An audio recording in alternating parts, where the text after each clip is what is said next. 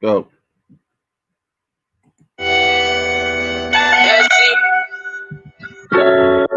Said that you would ride with me. On the night when my car collapsed in that crash, she wasn't on the side with me. Had me feeling lost and empty. Like, damn, I think I need a symphony. I like just flash before my eyes. Still I rise like Maya Angelou say. It's time to do it my way. Nigga, fuck the freeway. We riding on the highway trying to see what Elohim say. Can't get these hoes no leeway. I ain't no joke, bitch. I ain't B-Ray and no, you can't run game. Same 2K, no hooray. I'm above all the slander. I know what they talking is hate. But there's hate for me in the presence of my enemy. A lot of shit on my plate. How can I tell a waitress wait? Blood suckers got me raising the stakes. Shit, spiritual vampires. I shine light and inspire till they expire. Call a king Messiah like Esquire. Is that real? I'm in the field with it. Where the demons run up, that weapon could still hit it. Ladies, I was wrong though. Wrong, I'm nice to step fight. I should just let my pride go. Now no love me, I wrong. If y'all forgive me, then let me show. If y'all forgive me, then let me show. If y'all forgive me, don't let me go. If y'all forgive me, don't let me go. Like summertime weather. I felt like you were being vain and I was going insane. You failed to lift me up when I was feeling down. You failed to lift my head to keep my crown from slipping down. All I wanted for you was to hold me, kiss me and wipe my tears away, and tell me that you love me and everything was going to be okay. So my beloved, please don't let pride and anger till down what you made. I was trying to be a man without a man who could lead. In this land of sin, niggas is filled with that greed. Different denominations, splinter groups. I ain't with this shit. I started my own tribe, house of Malak, we in this bitch. Had to look towards the Savior, show me how to love my neighbor. If I'm black, then you black. Nigga, why would I hate you? Let's get on the same page, it's time to share paper. Walk in Zion's borders, teach our sons and our daughters. On the day they get married, their house be in order. That's the only thing that matters to me. I might be pro-polygyny, but ain't no lesson to me. Dog, if you get it, bitch, I tell that hooker to flee. Poetic confession, shit, my life in this lesson. Praise the Most High for giving his blessings. And I pray him for real. Oh yes, he giving me skill, you know. And I do it independent. Nigga, fuck a kid. It was through you that I learned the truth. I couldn't have learned something so sweet. I knew that was the Most High telling me to go back. I had to realize as a family without moving for a week. I'm a lioness in the jungle, playing next to my Lion King.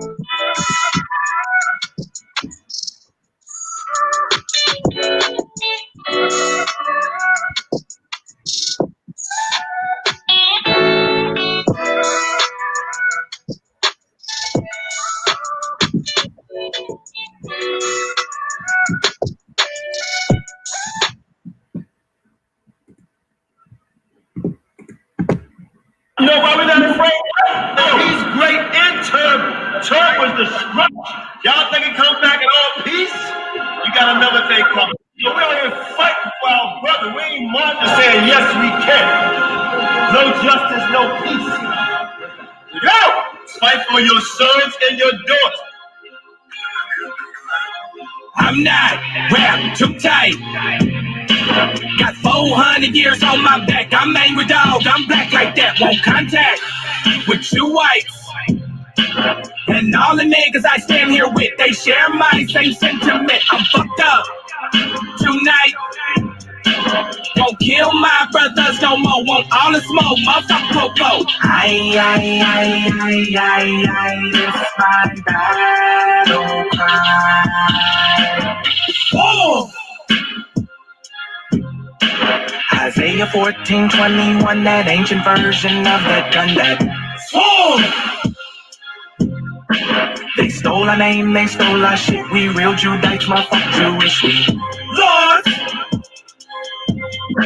generals, arm your soldiers. We fight tonight like we supposed to. They inherited lives. I'm referring to all whites. I'm referring to witches, white privilege, given through genocide. And they gotta pay for that. God say, Jacob, don't take it back. I cry aloud, I spare not. This good bread, my sharecrop. This lily grew through concrete. We march the on drum beat. We the chosen. No inclination to kick it with y'all. Raise Babylon to the ground, then watch it fall. Obadiah said you'll be wiped up for death. These are just words, worry about what come next. For Negroes, Latinos, we better than all, not equal. My natives know red got that feather. Me primo be smooth like that leather. Until it's time to bring the war dogs out. Put the headdress on. War paint and I'm not. Rap too tight. Got 400 years on my back. I'm angry dog. I'm black like that. Won't contact with you whites. And all the niggas I stand here with, they share my same sentiment. I'm fucked up tonight. Won't kill my brothers no more. Want all the smoke, motherfucker, go. It's my battle cry. I got the spirit of grandfathers past. Front porch sitters, Nat Turner dangerous. A real life illustration of angry and that painting. Of Malcolm staring out the window with patience. One hand on the curtain, right hand on the AK spits. 47 rounds, all to bring down Satan. Same way Abel was killed by Cain. This will be an introduction from the fuck shit into the fire. Probably join the list of artists who died before they retired. Most High said I'm hired. Sire will never spit a line aimed at my kind, less meant to uplift. Toughness will be redefined in my rhymes. A squad of men with the spirit of God, with an affinity to point their weapons not at the brethren but at the enemy. Khaki-colored kids, baptized in the flames of combat fashioned. In the trap we escaped, our fate was to be great and noble. Moses reincarnated, so be hopeful and know I bring word from A and O to Pharaoh and white folk let my people go, cause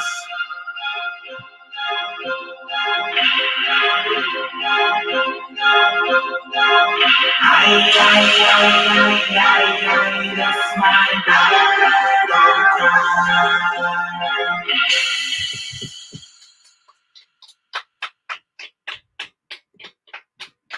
All right. Shalom, Israel. Most God bless. Welcome to F.O.P.E. Sunday Night Fire. Tonight we're gonna be having a dialogue on the Hebrew linguistics, language, and how we speak it. So we have Elder Shael, Hebrew scholar Mitzil, and our brother Bayana Yasharala, and Professor Lee Cummings is coming. We're not for sure if he's having difficult time logging in, but he'll be on the show as well as soon as possible. Come, hallelujah, hallelujah! All praise to the Most High that we're here.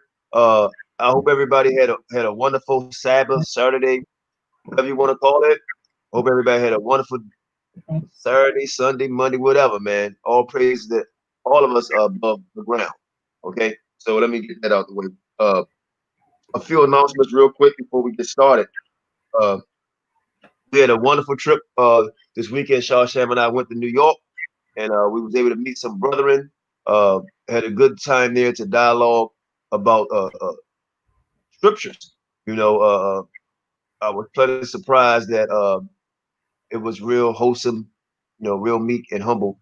So most of our videos will come out very, very, very soon. So without further ado, everybody met my other two brothers, the two elders that came on last show.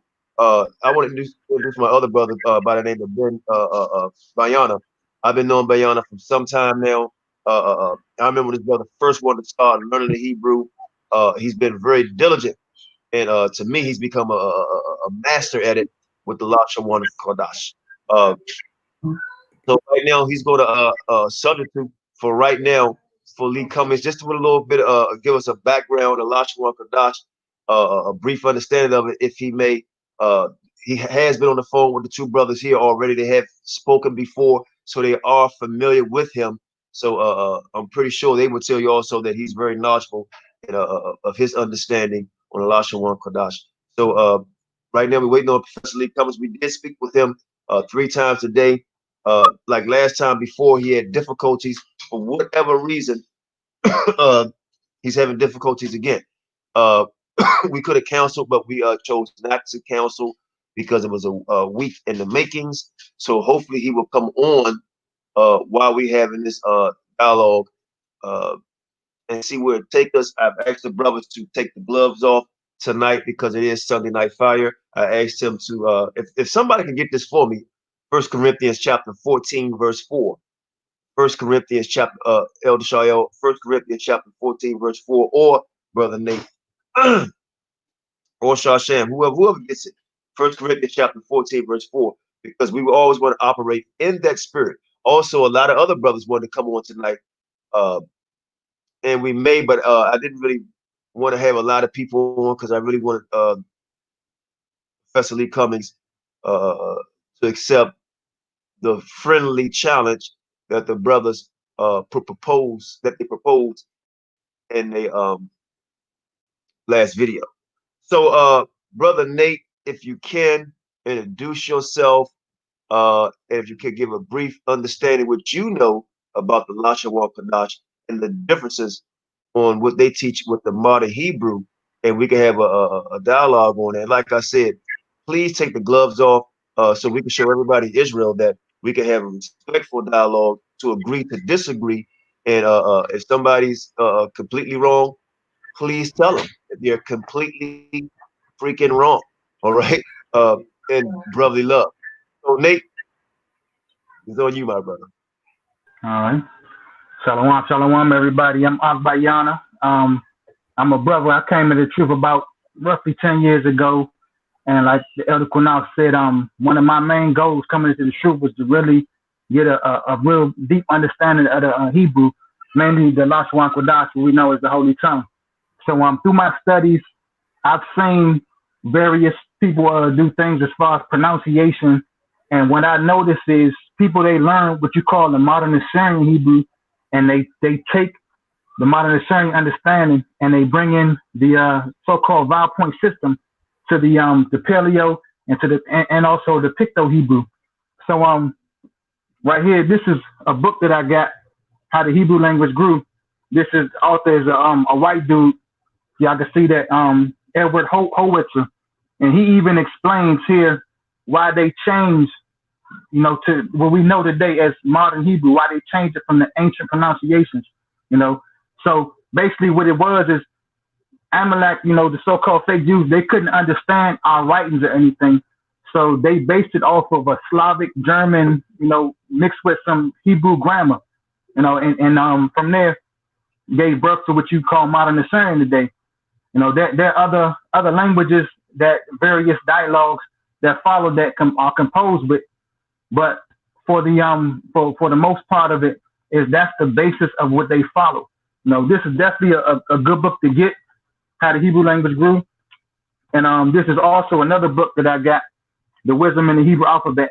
This book, it shows the modern Assyrian symbols on the front of it, but if you actually dive into this book, it'll show you the Paleo symbols as well. And another thing too to look at is when you look at the Paleo Hebrew symbols, unlike English has this thing where you have your uppercase and lowercase letters. The uppercase letters in English have a different sound than the lowercase letters.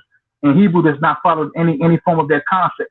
So as you go through Hebrew, nothing is going to indicate to you that you need to pronounce this symbol different from that symbol, or the symbols are interchangeable as you combine them. That's nowhere to be found. So what you would have to do is you would have to take other languages and put them together, merge them together, and from there you take and you create, what we know today as the modern Hebrew. One thing too to look at is when you look at how you look at the old scrolls, or what they call trying to think of the name of this. You look at like the Dead Sea Scrolls. The writings of the Dead Sea Scrolls, just because the symbols are different, which contain these symbols here, it doesn't mean that the sounds are actually different. If you ever look at what you call a tetragram, it has the Picto symbols, the Paleo symbols, and the modern Assyrian symbols, and it has the English alphabet underneath each symbol to pretty much show you what those symbols represent. So the first symbols will represent the same thing, and the second symbols will represent third symbols and the fourth symbols. Everything is in a complete order. Hebrew is not something so far-fetched that you can't really grasp the basis of it. It's just you have to pretty much dig into the roots of what it was before it became what it is today.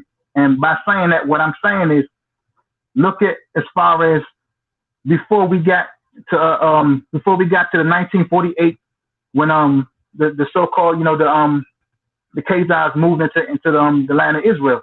Before they got there, what languages did the people speak in the area, you know? And in the book I showed how the Hebrew language grew, the author, he also talks about the what you call it? He talks about the Phoenician Hebrew, which is the symbols are similar, they're very close, and he says that we spoke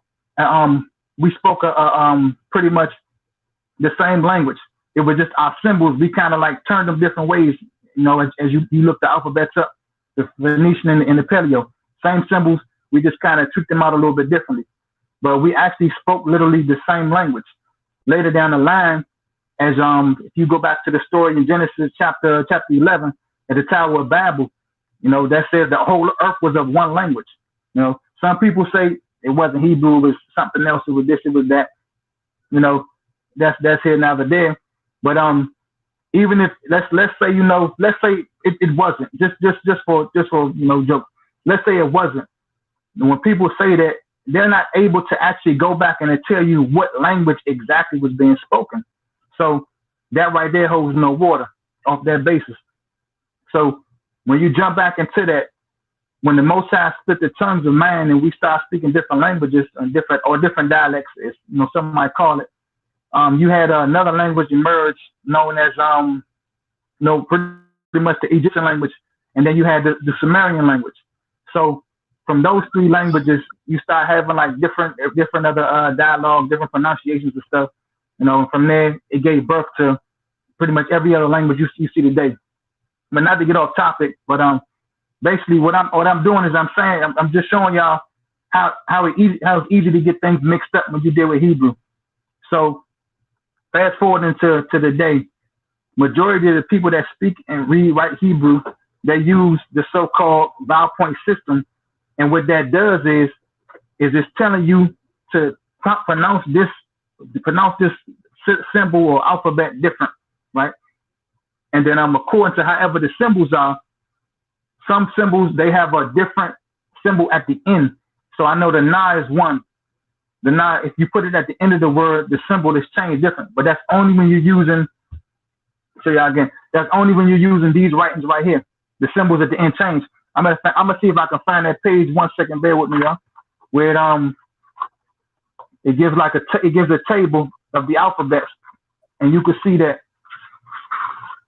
1 second. And like I said, with that, make it for with everybody, Chairman. But yeah, so I'm trying to find that page. No, keep going. You know. Okay, here we go. I got it. So I don't know if y'all can see this. All right. What I do too, Sean, is I shoot this over to you. If I can't get it right now, I see if I can shoot it over to you a little later. We just made a lot. Right, you on big screen. You on big screen. They can see it. Okay, come. So if y'all look, let me see where we at. Right here. These would be pretty much the paleo symbols. Now over here, you look at and you see the modern Assyrian symbols. Now at the end, you have the symbols, they change at the end. So Hebrew has 22 characters, 22 characters, that's that. So when you go into the modern Assyrian, they add, five symbols at the end. Now these symbols are not necessarily different, they just change, as I said, when they go at the end of the word. So these 5 symbols right here, if you see where you see the number 500, 600, 700, 800, 900, those change at the end of a word. You know, only when it comes at the end of the word they change. So the numbers in Hebrew, they go from 1 to 10, from 20 to 90, and from 100 to 400. That's the standard numbers for the 22 characters, right? So literally, what happened later on is this was pretty much what you call a part of Aramaic. So these symbols kind of came from Aramaic. So it's kind of like some hybrid that was created later on, as I'm saying. And you can look this up, you can research this. You know, I done been to the Bible Museum in DC, and they show the same exact thing that I'm talking about, right? So here, I'm gonna see if I find that page where the author speaks about the language being, let me see, where'd it go? Because he's going to go into Where's that at? Where's that? Bear with me 1 second, y'all. Okay. Now this is a section right here where it says from pictures, thousands of them, to letters. You know, and I do recommend anybody that really wants to learn Hebrew to definitely get these 2 books that I'm showing y'all. You know, don't look past this. Definitely get these 2 books. This is something you got to put in your collection. Because this book really goes deep.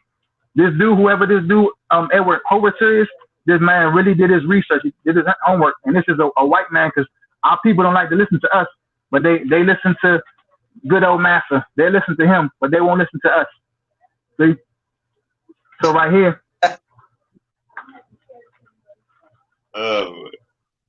This section over here, it says pictures become sounds, right? So first, before we even had the writings, we had the words. You know, even the scriptures will tell you in the beginning, you know, was the word, and the word was the Most High, and the word was with the Most High. So we had words first. Later, what we started to do to make our words, to put our words in writing, we started looking at pictures. We started using pictures, which where you get your picto Hebrew from, where you got the one symbol where it looks like the man is you know, holding his hands up, or you have an actual ox head. Those started to come into play with the writing. So here, the author kind of like playing around a little bit, showing a picture of an eye, a saw, and a sun, like saying I saw a sun, or I saw the sun, right? That's pretty much how it's explained. And from there, the third section is the third stage as they go, because he does this in stages. It says the third is the alphabetic stage. This is when the symbols actually became what we know today as alphabets. And later on down the line, we get our Greek, our English. You got your Chinese, you got your Amharic. You know, you got different variations of alphabets. But for the most part nowadays, everybody pretty much uses the English alphabets, which all come from the root of the Hebrew, right? So I'm gonna pause it right there just for a slight second. It's something I want to go grab to show y'all. And I don't know if anybody else want to say something in the meantime. Any questions? Any comments? You know, is it something that I said that's not understood? Was I going too fast? And I'll definitely go back into it. Okay. Kane, Aki. Okay, yeah. Go ahead. You want to say something, Elder Shael? Yeah, Kane. Okay, go ahead. Yeah, let us spark. Definitely familiar with the book. This is part of what we study too. So I'm familiar with the book. I definitely see where you're going with that. Okay, so you mentioned Samaritan. Do you understand Samaritan? Was you ever exposed to that? Nah, I haven't really done so much, because I just kind of like started diving into learning the Samaritan about Samaritan, you know, in the Egyptian hieroglyphs. Okay, Kane. Okay, so can you just read 2 verses for me in the book of Genesis chapter 11 and verse 1 and 2? Can you read in Hebrew for me? Give me 1 second. Let me grab my sword. Yes, sir.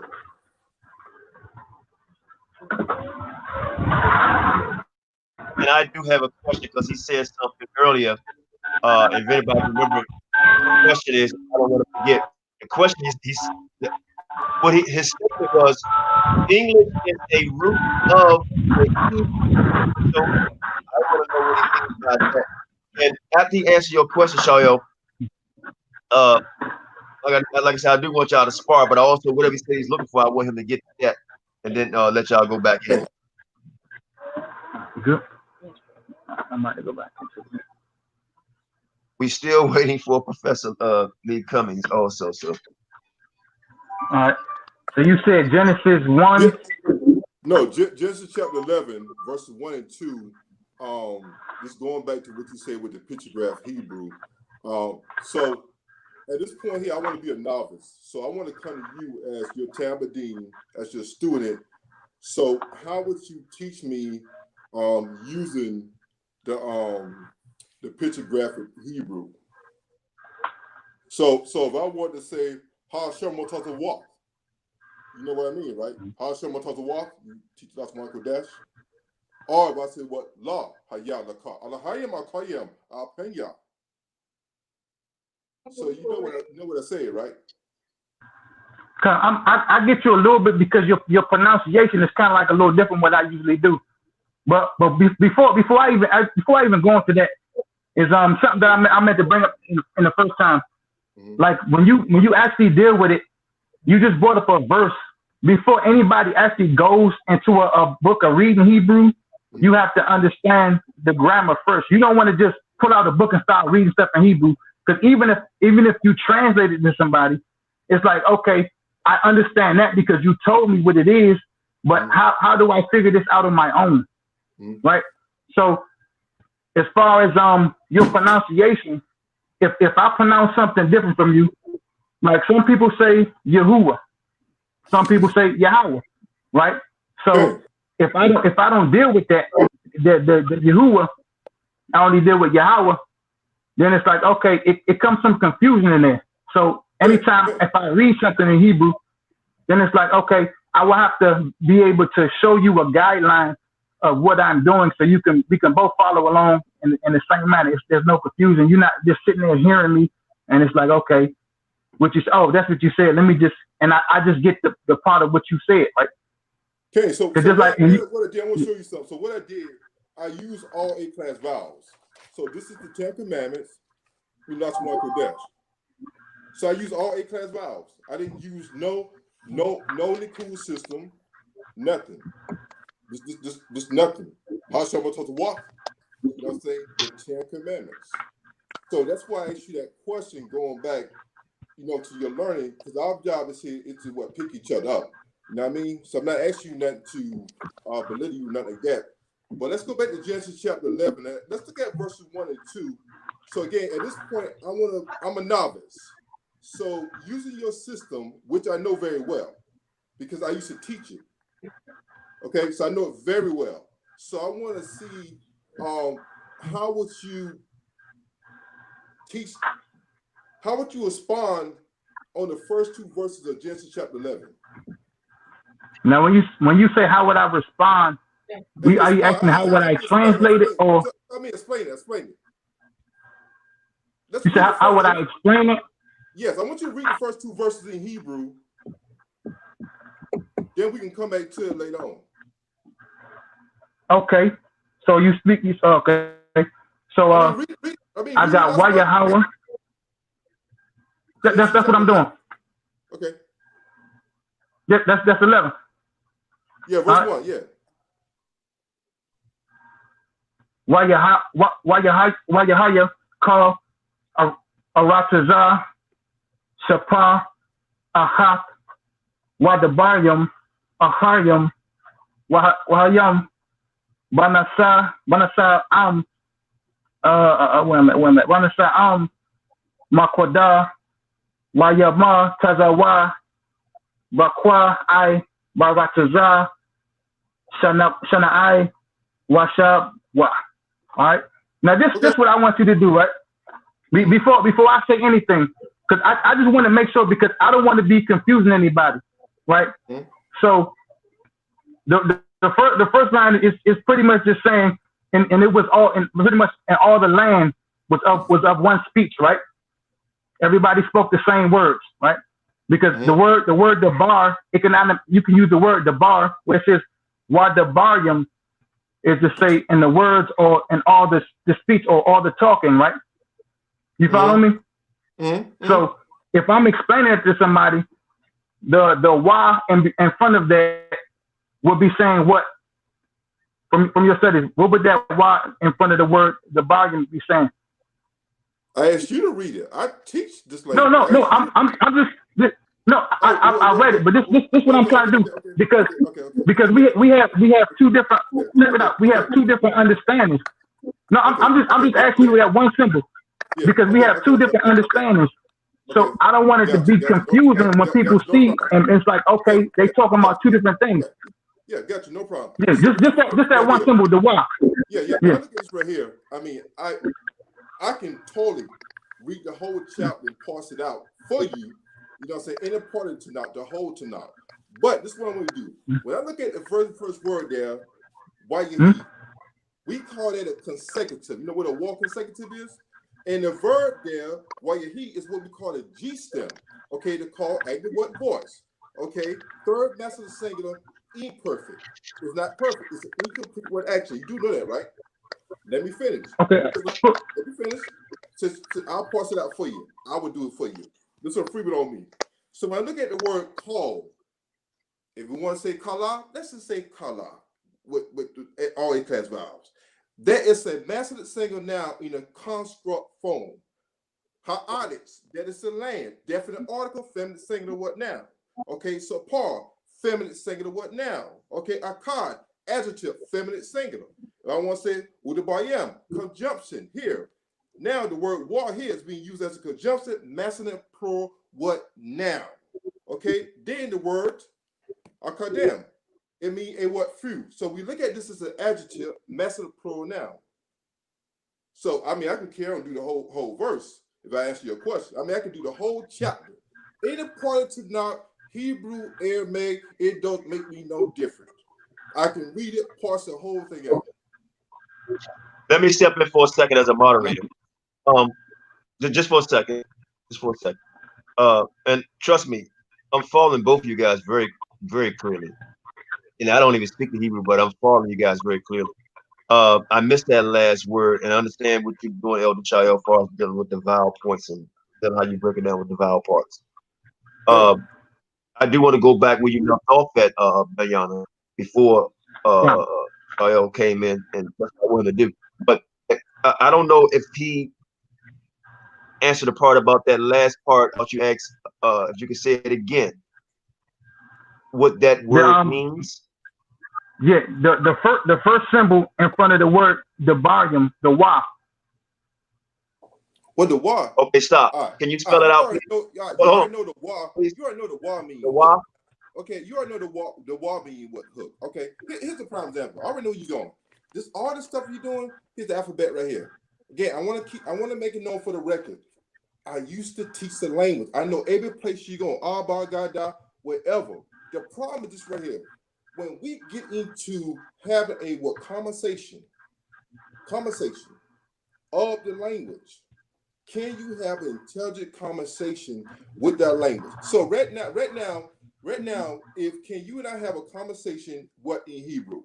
Can we just say, okay, introduce each other, then go from what there in that language? Because I can just show you all my notes, how you pronounce the words, every goddamn thing. Where's my book? I got a whole notebook. So I know where you're going. I know what you're saying. So you asking me a question, and what you made known already is that you studied the language before, right? The same way I'm reading it, the same way I'm pronouncing, right? All day. I know you're going. What would make you think that you could not have any form of conversation? So what would make you think you can have a conversation? I have a question. I can. Elder Shael, I have a question. Go ahead, teach. Hold on. You're gonna get your question in. Hold on. Before you ask your question, I just wanted to clarify.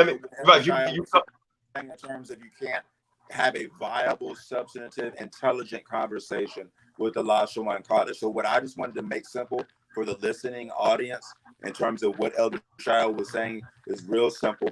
We'll just say, brother, I can't see how to pronounce your name right now. Is it Bayana? Is that right? Bayana? Yeah, Bayana. Yeah. Again, please. Elder, your phone, I don't know if you're talking on an earpiece and it's rubbing on your ear. I'm not.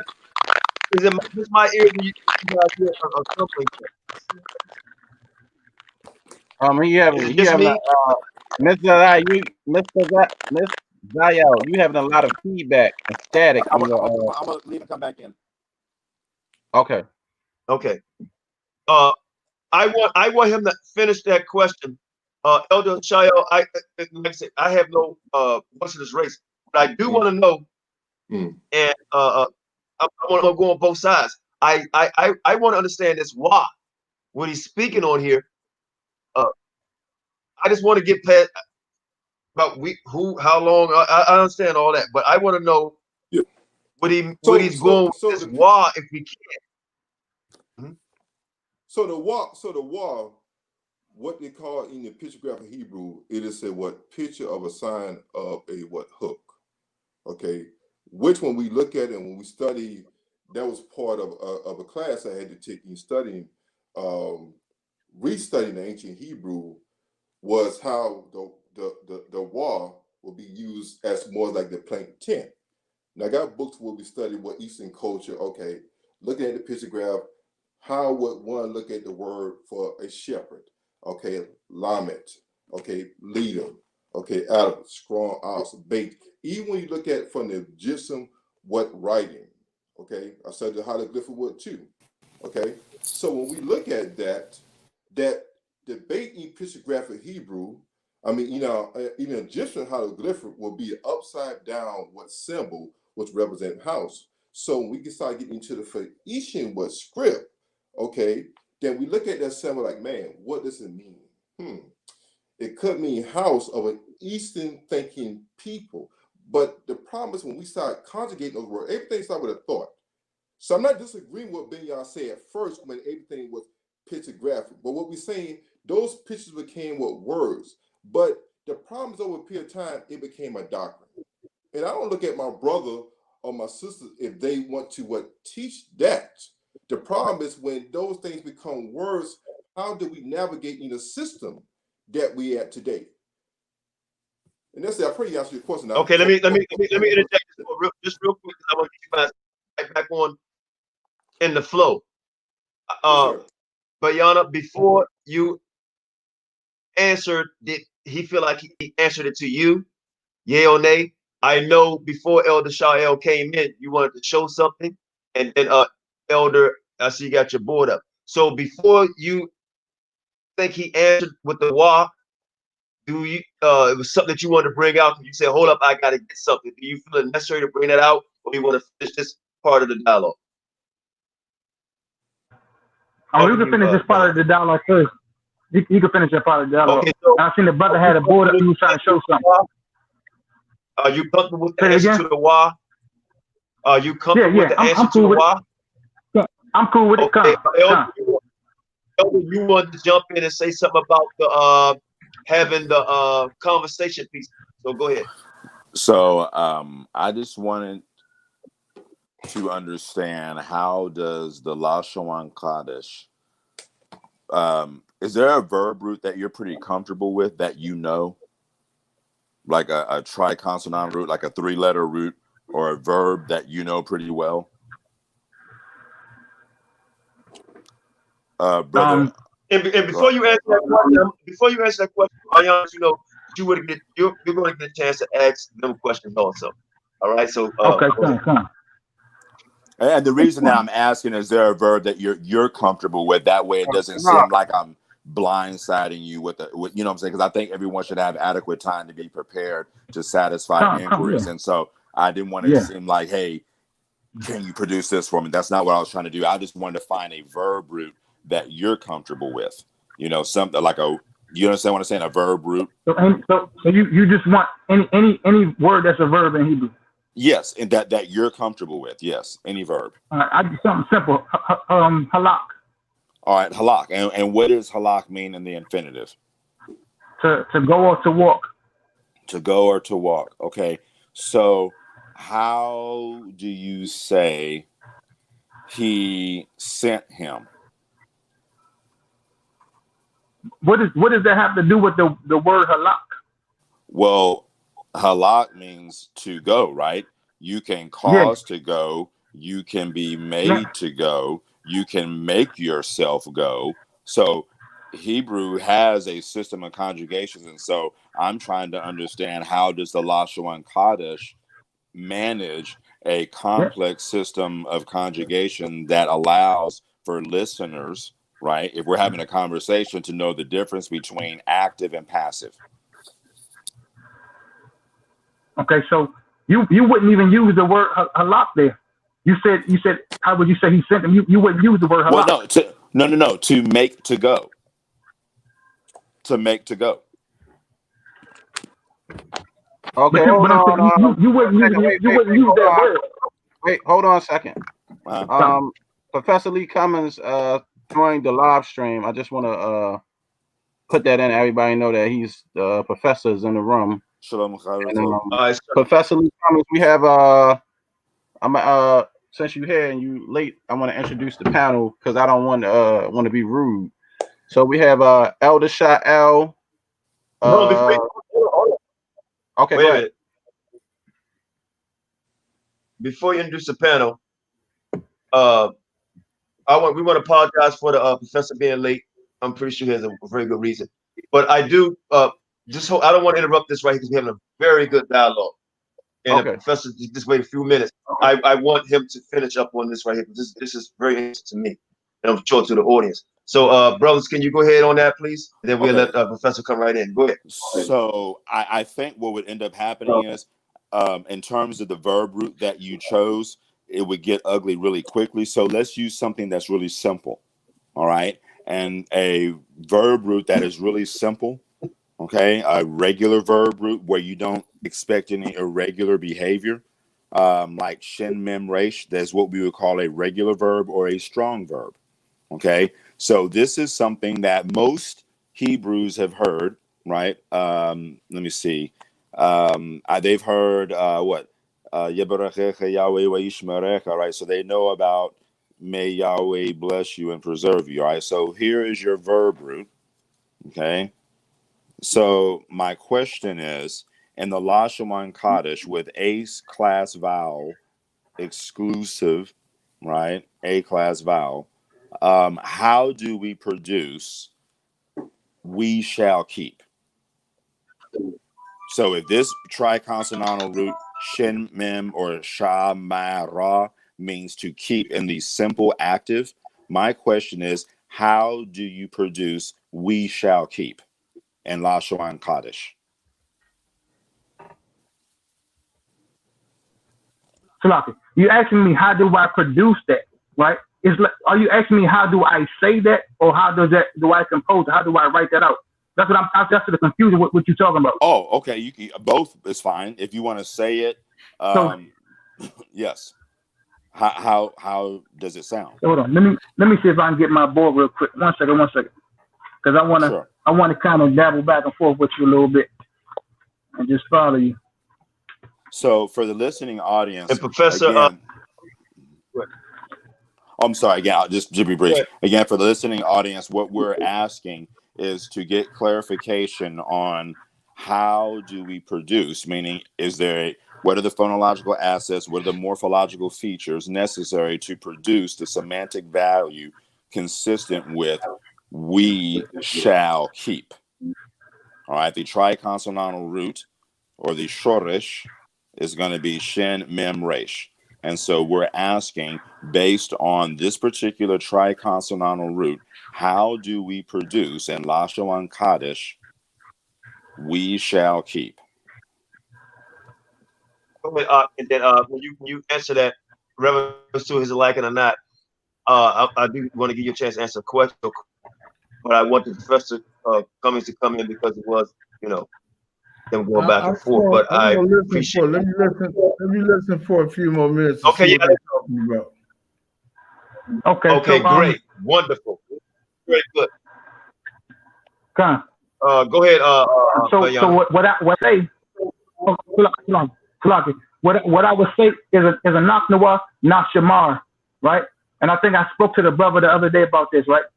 So that's what I would say. But like I said, the confusion that I'm having from what the both of y'all saying, it's like you're kind of trying to get into a more how can I put this? Something more technical. And I'm saying when you first start going into Hebrew, for people that's listening, you don't want to confuse the listeners if they're trying to keep up. So when you ask me, how do I say this, or how was this composed, or how was this put together? For me, I get where you're going. But anytime I teach somebody or in my own studies, I always try to keep it as simple as possible. So what I would want you to do, from my end, so we're on the same page, if you go through the gist of what you're trying to explain to me, because first and foremost, the pronunciation, the way you pronouncing is different from what I'm pronouncing. So it'll take me like a second longer to catch on to what you're saying. So I'm like, okay, this is what you're talking about. All right, now I got you. So if you could just kind of like do something like that, so we on the same page from jump. Ken, very good. I will make sure that I articulate with some degree of objectivity so that we don't alienate those proponents of the Lashon Kaddish. So Toda Rabba Lecha, you know, so for the for your answer. So what I heard for the listening audience, again, for those that are just chiming in, I asked the brother if you'd be so kind to produce for us and Lashon Kaddish, we shall keep. All right. So we, if we could just break it down grammatically, we is a first common plural subject pronoun. Now, a subject is the thing that is performing the action. In this case, the active participant, right? And so it is going to be a first person. So first person references like me, and in this case, us, we, right? First person common plural. All right. So we shall keep. Now, the tense, for those that haven't taken a grammar class since the third grade, tense is relating to the performance of action and time, if I can oversimplify it, right? So we shall keep. So in this case, we would just say that this action is a non-completed action, something that has not been done. So it's an incomplete action, an imperfect conjugation of the verb, rather than a completed action, right? The preterite tense. Okay, so we ask to produce, we shall keep. Right. And so the performance of this particular verb is a simple action, nothing to it. Right. Just we shall keep. Now, if we say anachnoa, as I understand it, represents the first common plural, okay, subject pronoun, we, anachnoa. And then you said nashamar. So this would represent a prefix conjugation of shamara. Okay, and so we're assuming that this conjugation, because we asked for we shall keep, right? So anachnoa nashamar. So and this means we shall keep and Lashon Kaddish. If I could just have a follow-up question, it would be, how do you say he was kept? Okay, and we would still be utilizing the same triconsonantal root. How do you say he was kept? Before he answered that, simplify and oversimplify, I caught that. I don't know if the listening audience caught that. Bayana, do you understand where he's going with this, or you want to answer? You want to answer what he's saying? Yeah, I want you to have the opportunity, because I do want to get up to the ask your question, because he asked for a follow up. But I'm gonna let you go ahead right now. Go ahead, Bayana. Like I say, because of the pronunciation he's using, it's kind of like, it takes me like a little second long to get it. Some things I'm kind of lost in the mix of what he's trying to say, because it looks like what you're doing is you taking each symbol, instead of looking at the word in general, each symbol, and you're dealing with each symbol separately, then you're doing it together. Then you're saying, okay, this all composes to make this. That's the part. What I'm saying for the listeners, it's like, okay, is this how I actually am I going to get understanding doing it this way? So the pronunciation that you're using is like I said, it's a little back and forth.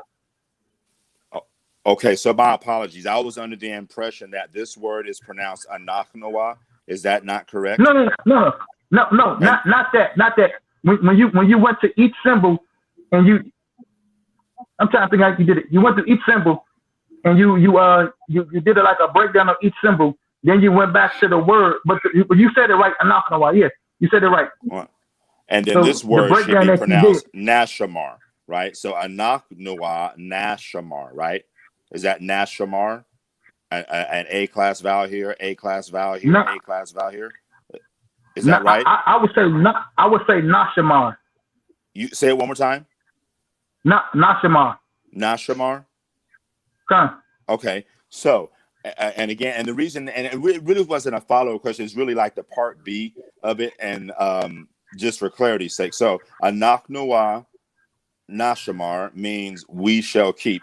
And the B part of this is, how do we say he was kept? All right, he was kept. Okay, now that's I want you to explain that part to me.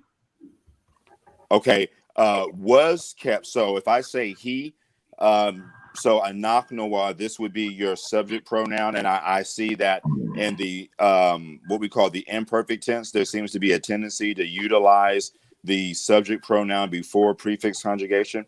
Okay, so I would be expecting to see some type of subject pronoun here, and then I would be expecting to see some type of conjugation of this triconsonantal root the same way that you did this one here. So if you had Anach Noah Nashamar, which means we shall keep, I'm just looking for a production of he was kept.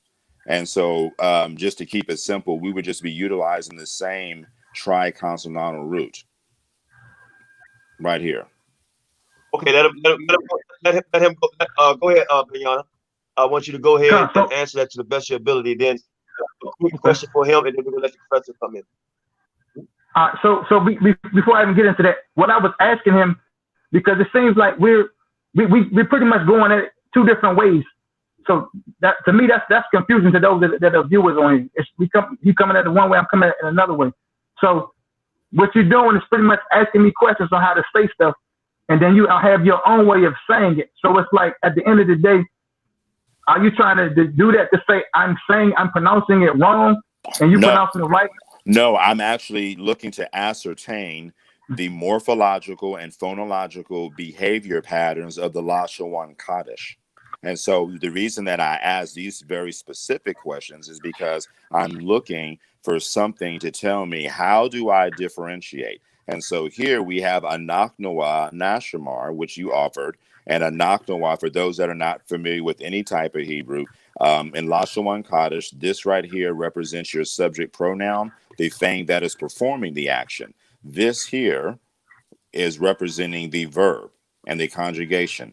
This na or noon, I'm not sure how they pronounce it in Lashon Kaddish, but this is a prefix radical, and this prefix lets you know that it is a first common plural entity performing the verb, and this is the verb.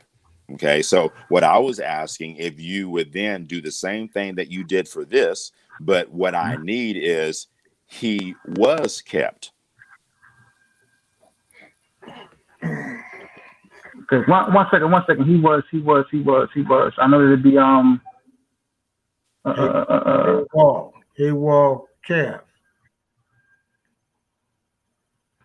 But let me ask a question, guys. Can I ask you guys a question?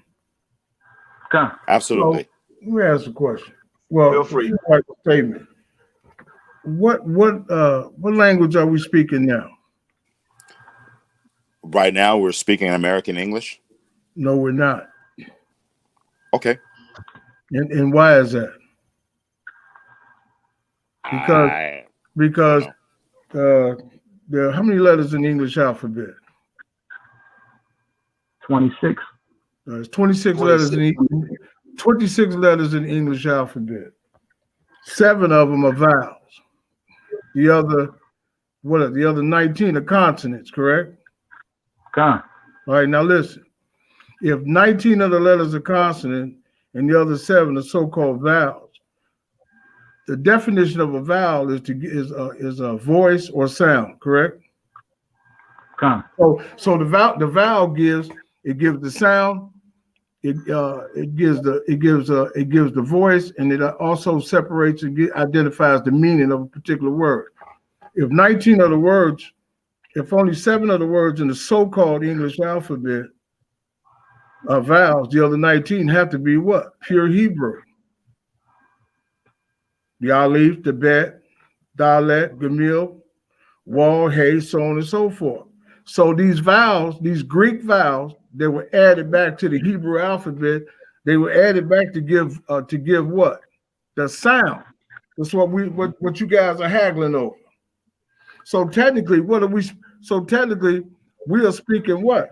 We're speaking Hebrew right here in the United States, because the vowels were added to give sound. The other 19 letters that they give sound to, brother, what? Pure Hebrew. So the brother saying, so we going a long way. We haggling about pronunciation and enunciation, but the vowels. Let me break this down historically. Our fathers gave the 72 elders went down to Egypt and translated Paleo Hebrew into Greek for the Ptolemies in 323 BC. Then historically, the Phoenician Cadiz went down and gave the Hebrew alphabet to the Greeks. Now, the Greeks historically were writing from right to left. That is a historical known fact. Why? Because they had that Paleo Hebrew alphabet. That was our signature. Y'all know, you know what I'm talking about. And then what did the Greeks do? The Greeks turned back around and they took the alphabet, they took our alphabet and converted portions of it into vowels. It took those same vowels, added them back to what the world calls the English alphabet to give sound and meaning to what? Not English, because there's no such thing as an English letter. They gave sound and meaning to what? Ancient Paleo Hebrew. This is what I used to think we were speaking a bastard form of Hebrew until the Most High showed me this. You can go online right now and look at all the vowels were invented by the Greeks to give meaning to what? Not English. The 19 letters that are left over, pure Hebrew, guys. So we don't have to do all this. And my whole thing about this communication, that's why I sat back and listened for a while. Now, I'm not a linguist. That's not my thing. I'm a historian and a teacher.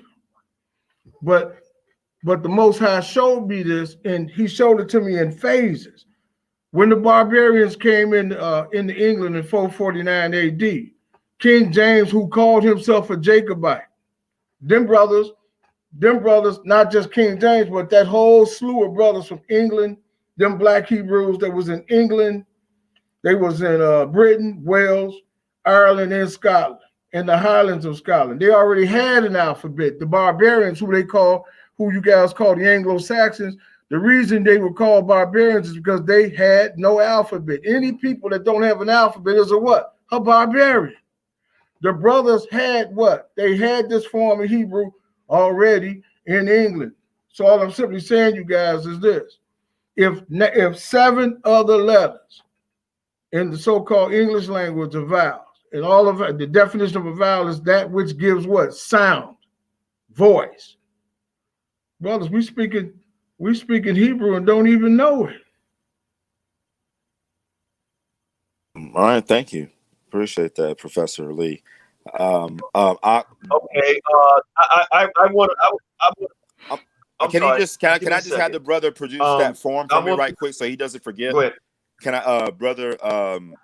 That's what brother Bayana, could you still just produce that form so I could just make my point, please? Thank you. Appreciate you. So, it's a few ways that you could pose. You could say that you would say he is how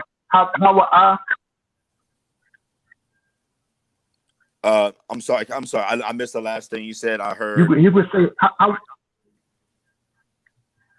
I say you could say how Shamar. Okay, so Shamar means what again? It means like last time I spoke. It can mean to keep or to watch over. It depends on how you're using it. So what I heard was the third masculine singular, right? I heard Hoa, right? He, and then I heard Shab, Ma, and Ra, right? But if this means to keep or to guard, this literally means he kept or he guarded. I was asking for he was kept or he was guarded. So I don't want the subject doing the action. I want the subject to be kept. So can I ask you, hey bro? So sure. Did you learn? You using that Masoretic script to spell your name? Is that where you learned your Hebrew? I'm sorry, you said Masoretic script. I'm not aware that the Masoretes had a script. Script at the bottom that you spelling your name in. It's okay. So the Aramaic script. What about it, sir? That's not well. Yeah. So, are you applying what was taught in Jerusalem? Did you sit with one of those Edomite rabbis? I'm just asking a simple question No, concerning. I'm not trying to be adversarial. I'm asking a basic question. No, I did not. I'm okay, asking. where'd you learn? Okay, I studied the grammars written by Cynthia Miller, Robert Homestead, Foxvog, Huneagard, Watke, O'Connor. You got a little Samaritan in you got a little Samaritan Hebrew in your name. Is that your name on the bottom of the screen? Nachon. I see a little Samaritan text in there, and but my whole thing with you is this: can you take your techniques and translate any of the ancient stones? Ancient stones? Stones. That's stone. What stones would we be talking about? Let me tell you, the Moabite steel, the Killamuah steel, the Berekaba steel. Okay. All right. So are you able to translate? Yes, I can utilize the knowledge of. Listen to what I'm saying, please. Yeah, listen to what I'm saying, please. I don't want to do a whole lot of talking, bro. You just asked me a question. You won't listen. Did you ask me a question? And if you could translate, then we'll ride with you. Hold on. So let me put this phone up. Hold on. I have a question. I have a question. Yeah, translate the I'm gonna put both of you. Yeah. Hold on.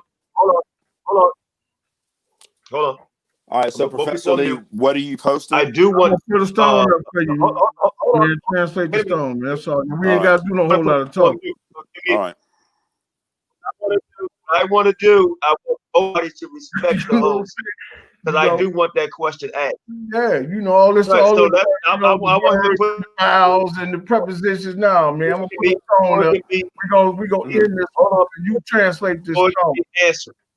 Okay. So we're gonna go forth from there. Hold on. And then because Binyana never got his question in, but I do want this little fire. So you want to put this up.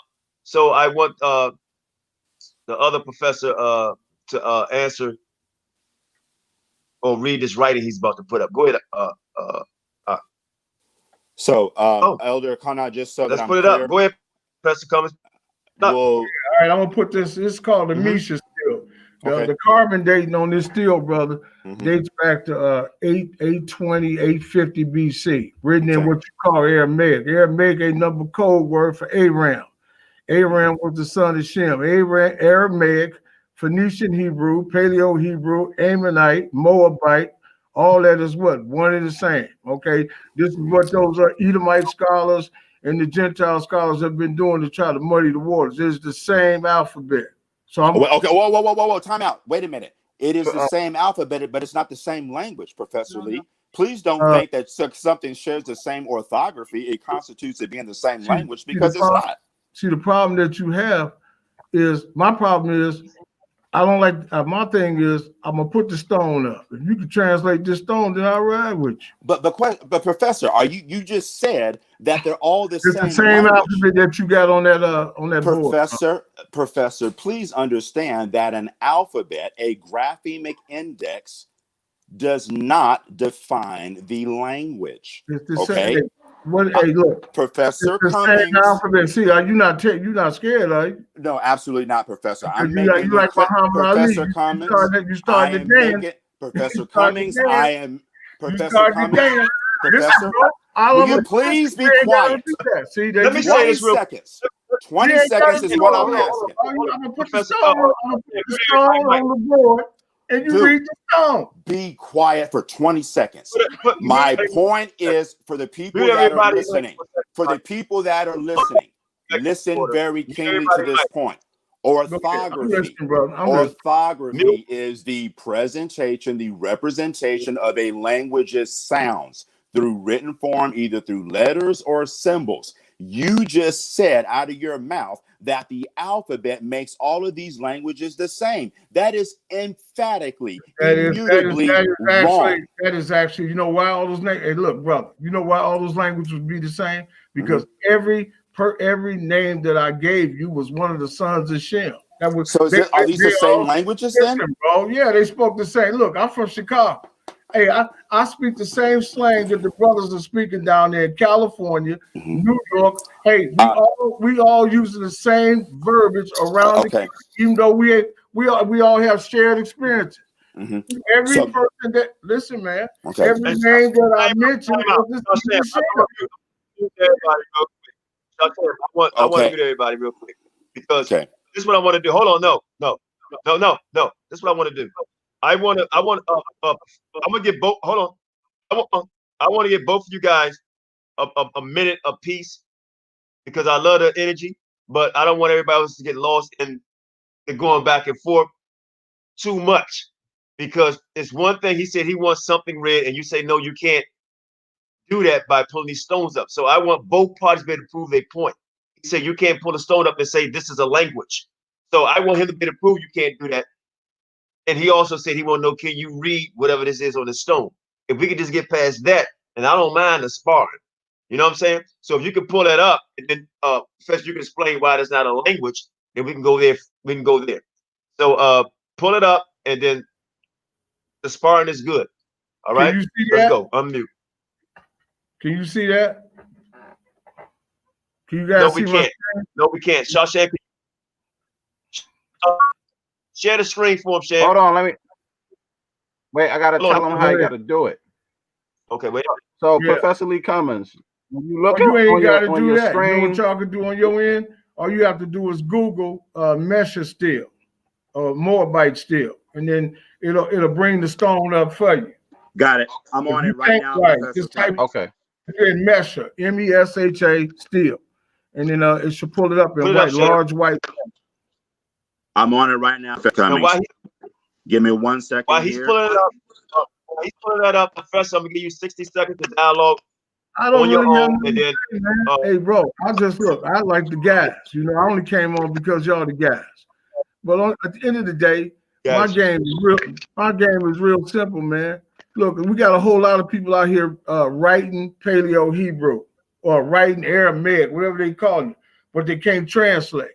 And if you're not working with the original manuscripts, you know, the Dead Sea Scrolls, the Mesher still, the Killamua still, the Mesher still was Moabite, yeah, it's Moabite, but that was Lot's. It was Lot's children, so they are fam. So all the family wrote the same. In fact, we got stone stills, or what I call time capsules, down in ancient Anatolia, written with the same alphabet. So all I simply ask the brothers is, you know, we could end all the dispute. Can you read? Can you read these stones?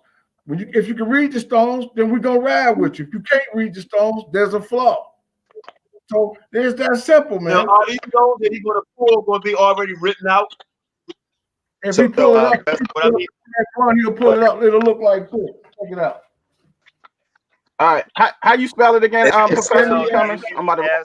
MESH, it'll look like this. The Mesher still. It's the okay. It'll spell it again. Hold on, I'm trying to get it. MESHA or Moabite still. It'll look just like this. That's what he had on the screen. I'm just saying, if whatever you saying, read the stones and we good. All right, let me pull it up. Yeah.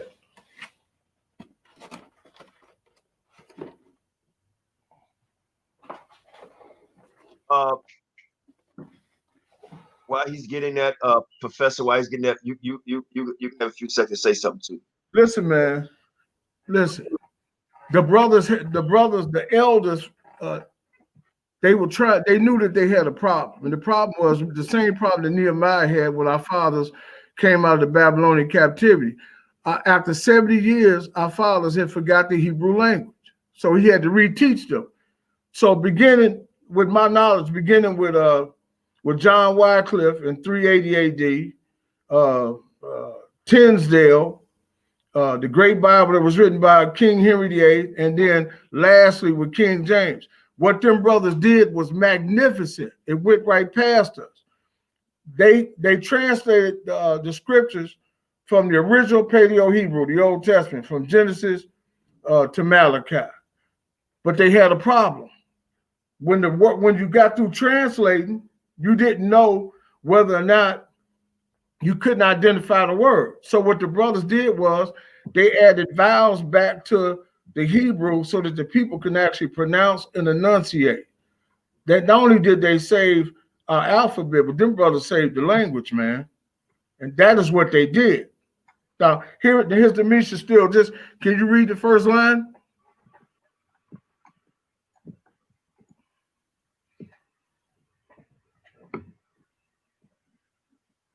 Just read, can you read line 1?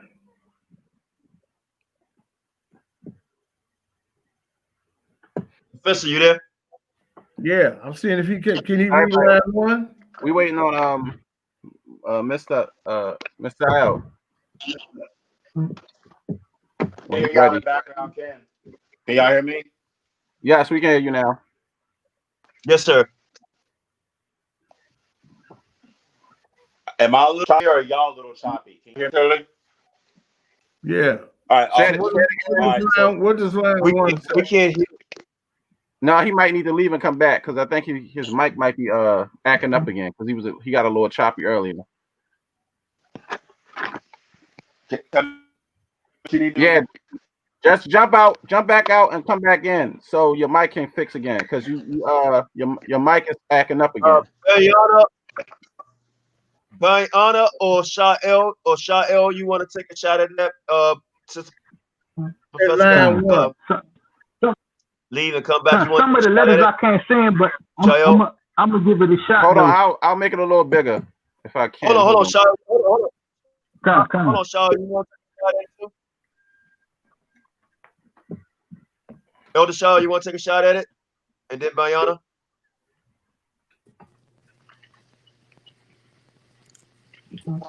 All right, shalom. You're on mute. Elder Shael, you're on mute. I'm sorry. Can you guys hear me? Sure, you, Bayana. Yes, we can hear you. We can hear you. You loud and clear now. Oh, he's back now? Okay, wonderful. Go ahead, Elder.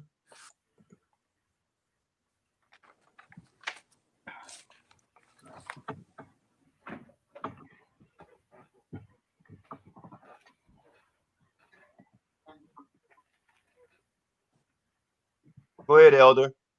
We hear you. I think he getting the stuff together for now. All right. You on mute. You on mute. You on mute. I'm on unmute. Can you guys hear me? We hear you now. Go ahead. Hear you now. All right. Yes, sir. So, Ane Mosha Bene. What is this? It looks like a mission. What is that? And what was that?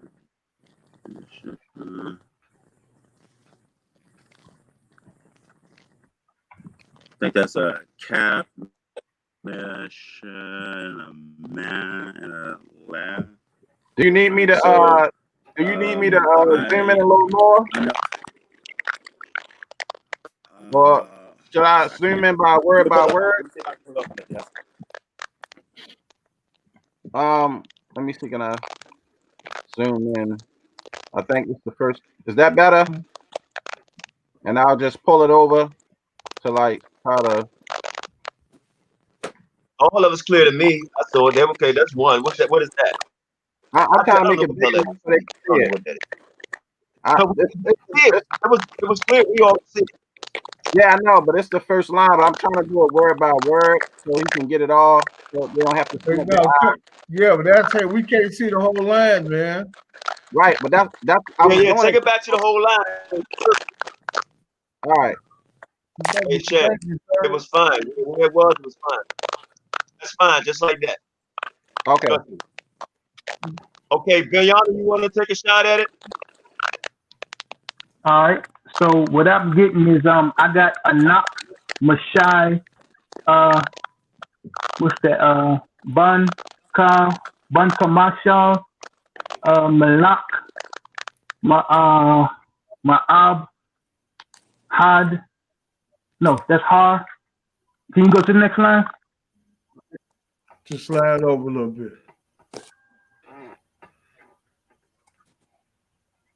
Now, Banyana is he speaks to Lachawan Padash.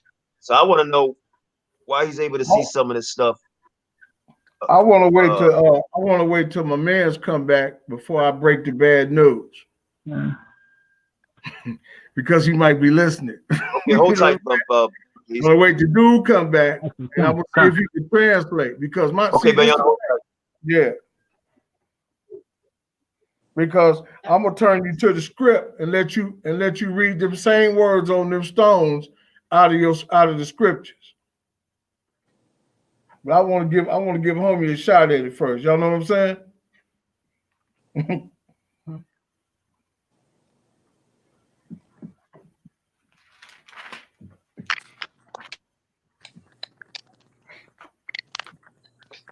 Elder, is he back yet? What's going on?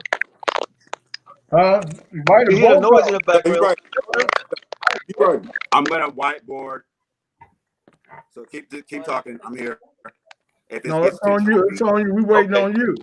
I know. I'm saying if it gets too choppy, if the sound gets to the point where it's annoying or bothering the rest of the conversation, let me know and I'll re-chime back in. I'm gonna whiteboard the lines. Okay. And it's all, you can't translate it all the way because I didn't do this before. Okay, so and then we can let Professor Cummings. I just want to make sure we're talking about parsing out the text, right? Translate it, account for all the parts of speech. Just translate it, man. Real simple. Just tell us what the first line means. Very good, sir. That's all we on. If you do that, then you might be working with something. We're gonna see.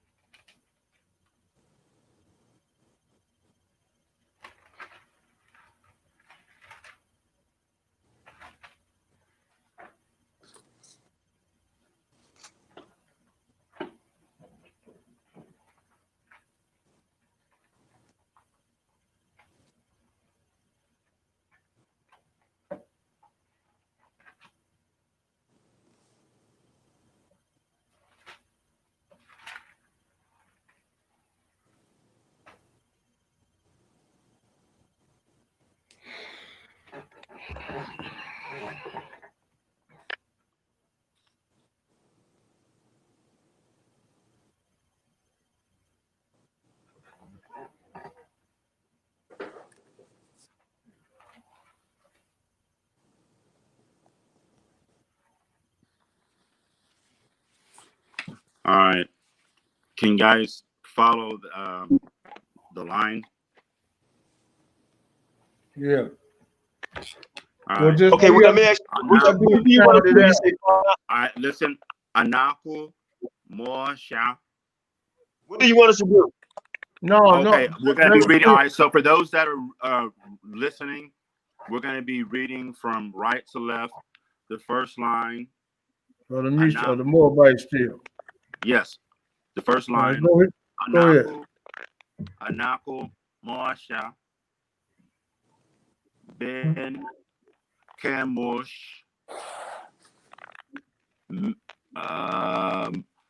Melk. What is that?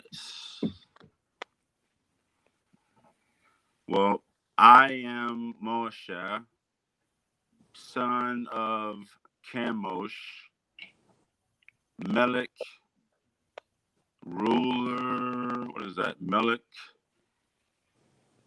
ruler of, or king of kings, or ruler, king of Melech. So a construct chain. I think it's going to be maybe Malkul Melki, or Malkul. Let me see, king and construct. Maybe Malku. I don't know, maybe Malcolm Malke, Moab. So that would be I am, the first common singular subject pronoun, anaku. I, of course, no verb to be attested in the present tense. So I am Mashayach. And maybe I'll vocalize it as. Before you read the sentence, you read the sentence again. So look. I am Moshe, son of Chemosh, maybe king of kings or ruler of Moab. What is that? Hadu. Maybe. Yeah, that's yeah. I don't know. I'll probably have to go through. You did pretty good. I'm surprised, but he did pretty good. What it says is Anaki. The Anaki, Judah. The Anaki were the original inhabitants of Hebron. So the Anaki, with Joshua, when the Anak is the Anaki. So it says Anak Misha. Misha was the king of the Moabites. So it says Anak Misha. I'm going to put that back on the screen for you. That's right, I got one here.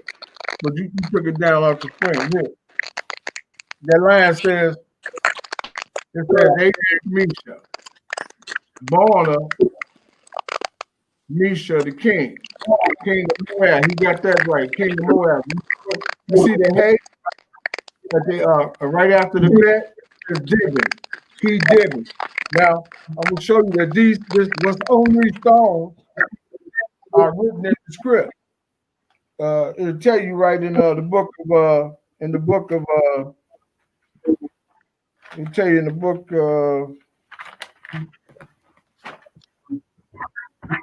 here it is right here. In 2 Kings, the 3rd chapter, the 4th verse. And it says, and Misha, king of Moab, was a sheep master. That's what we're looking at right there on that stone. So this is really an official time capsule. The story of the scriptures was written on stone. It was written in the script and written on stone. But if you go and read the book of Joshua, I think it's around the 12th or the 13th chapter, it mentions how they gave Anak to our fathers. It says right here, I think in Joshua 21 and 11. And it says, it talks about the children of Levi and Judah, and they gave them the city of Arba, the father of Anak, which city is Hebron in the hill country of Judah. So when you see that word Anak, brothers, on any of the ancient stones, it is code word for what? Judah, Levi, and the land of Israel. So all I'm simply saying, what's your name, man? You did pretty good. So, I'm not a hater. I had to give you a props on that. You did real good. But that is the difference. This is all the point. Hold on 2 seconds. The point that I was trying to make was this. We got a lot of folk that can teach you how to read and write Paleo-Hebrew, but they cannot translate. Until you get to the point where you can translate these time capsules or these stone stills, I don't know what to say, because the 29th chapter of Isaiah put it like this. He gave the book to one that was unlearned. He said, read. He said, I can't because I'm unlearned. The other one said, I can't read it because it's sealed. These stones been sealed for a couple thousand years. So I give you props, bro. You did pretty good. I'm shocked. Let me say I thought you was an imposter, Hurry. But you did pretty good. You can't take a compliment, man. Take a compliment. I love this bill, though. This is pretty good. Bro.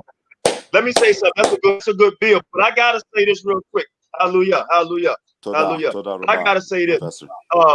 The brother in the chat room, I think this Erndick son, I need you to come on because what you said, and you my brother, what you said is kind of disrespectful, and I'm not a respectful person. You said, dude, eat your words and admit you had no clue he could read it. Whoever you are teaching as a professor should get a refund. Now I'm gonna be honest with you. If this my brother who I love, right? If this you saying this, I don't think that's you don't think it's him? Whoever, okay, if it's not him, um, we're gonna continue with this dialogue, right? But then at the end of the thing here, I need you to come on because I what you don't did think was he would kind talk of like that because disrespectful. he would come Not on and only, talk. Hey man, That's hey bad listen, for man. your brand. right, you're That's right. bad for your Okay. brand. Hey man, we got Right. imposters everywhere, man. Hey, all I was doing, hey, it ain't personal. Hey, Yeah, my that's what I'm thing saying. is, We hey, Let me say this. Let me say this. So, Excuse me. I'm sorry, Elder I Canal, think. my bad. I think. Hold on. Excuse hey, me. didn't I compliment the man? Yeah. I gave the man the ultimate compliment, didn't I, man? Yes, sir. Yes, sir. And I appreciate you I very Hey, much. gotta say that's this because love. I respect you, man. I respect you, say this man. because I don't want to block you off the comment board, but I always stress this on our program. I just ask for my guests to just give me a second, please. We check our guests and we check each other as hosts on this broadcast, but we also check our people in the comment board. I don't want to delete you because you disrespect the professor, both professors, with that comment right there. I don't appreciate it. Because we're having a wonderful dialogue here, and I wanted to get heated. And they would tell you before the program came on, I wanted them to have rounds. And they would admit to that. I wanted it to be like this so we can have that dialogue, but respectfully, you know. Whether he knew it or not, I don't, me personally, I was like, man, what's taking him so long? You know, what the hell is going on? What the hell we say? But he did good. But here's my question, and I'm gonna let y'all go. Binyana, I want to give you high props because I want to know why you was able to read it not in English, but to read it in the Hebrew. So if you can give us some, put that back up, because he was reading it, I guess the dialect of Lashon Kodash, he was reading it. So I want to know how you was able to read it the way you was reading it, and can you, if you can, go into how you see it, because you was actually reading it on your first shot. So I'm pretty sure everybody want to know. Yeah, so what I do is I notice too, when you go to the first line, the word anak, that the third symbol is, depending on where you look it up, is written differently. Sometimes it might be written like a half circle with a V in the middle of it. So what I do is I study the letters first, so to know anak. Then what's that? Hold on, what's wrong? Hold on, 1 second. My thing froze. Hold on. All right, so I got it. So anak, come on, phone. And I 1 second, y'all. Sorry. He finished. Okay, there we go. Speak to not Professor Lee covers the other professor. Yeah. All right. Wait, brother. Yeah. Come on. So pretty much what I do, pretty much what I do is I just break each letter down, and if you look closely, you see this little dot after each word. So it kind of like gives you a guide to go to each word, so you know where to stop when you pronounce. So when the brother definitely did a good job of breaking it down. But when you come down after bone and you go down a little bit more, it looks a little jumbled up with the Mashayach, and then you can see the word king, Malak. You can see the word king in there, and then you see the word Moab at the end. The Ma'awaba. You can see that at the end. So like I said, definitely the brother did do a good job, hands down, man. You know, and it's not that I don't did a think real good job. Say it again. You say it, man, because you got to. Hey, you got to look. You got to try. You got to try, folks. You just try them. It ain't nothing wrong with trying people. You just go. Hey, you try. You buy a new car. What you do? You put it on the expressway. You try it. See what it's gonna do, right? That's all. Just drive. Yeah. So I sincerely appreciate you, Professor Cummings. I was wondering, Brother I keep butchering your name. I'm sorry. Is it Bayana? Bayana? No, it's okay. Bayana. Bayana. It's okay. It's okay. So in terms of what we were talking about earlier, producing or the form he was kept, if I could just kind of get back to that, what I was asking for. So for instance, in No, go ahead. Oh, okay. So yeah. So in English, we have the ability to use helping verbs or whatever we need to help express a passive application of a verb. So for instance, like if you kiss somebody, that is different than someone kissing you. So like if you kiss someone, you are the subject and you are the active participant versus your wife kissed you. So you are receiving the kiss. So in this case, when we had a nachnoah nashamar, we shall keep, what we're looking for, that was the active, right? Where the subject was doing the keeping or doing the action. What I'm looking for is the subject being the passive participant, the one being kept. So he was kept as opposed to he kept. So when we have our third masculine singular subject pronoun here, all right, hua or hawa as in the Lashon Kodesh, and then we have the triconsonantal root or sharash or shoresh, shamara. With the all A class vowels, that would be the third masculine singular preterite or perfect, a completed action. So yes, this is the way to say he kept, or he, like kind of like an emphatic, he surely kept. So he kept. Okay, so hua shamar. So I could, that's like saying Moshe kept all the commandments of Yah. So you would just say actually shamar Moshe et kol madzot il alyon or Yahweh, however is the appropriate way of saying it. So again, what I'm looking for is the passive. So if we said he kept, that is the active. What I need is the passive, where the subject of the verb is being kept, as opposed to doing the keeping. Okay, so with that, okay, let me say this I'm real not quick. 100% sure. Bayana. What I need you to do, because we put Professor ass on the line, if you can get a sharp and somebody said, can he write the Lashon Kodash? If you can do the best you can to try to write that in a Lashon Kodash, or something close to it, what he's saying, please do. One second. I'm about to use this real quick. And so for those, I'm sorry, my apologies. Go ahead. Oh no, I was just saying for those that are tuning in, when we were originally dialoguing, we had talked about please produce in Lashon Kodesh, we shall keep, and we have our first common plural subject pronoun, anachnoah, per Lashon Kodesh phonology, nashamar, and this is our first common plural prefix conjugation of the shoresh or triconsonantal root shamara in the simple active, which means to keep. And so now we're looking to produce he was kept. All right, so he will be Hawa'ah. Okay, he will be Hawa'ah. Hold on, I'm writing it down as I'm saying it. We're gonna share screen, please. Well, 1 second, I'm writing it down. Your screen is big. You by yourself, Bayana. Okay, come. 1 second. Yeah.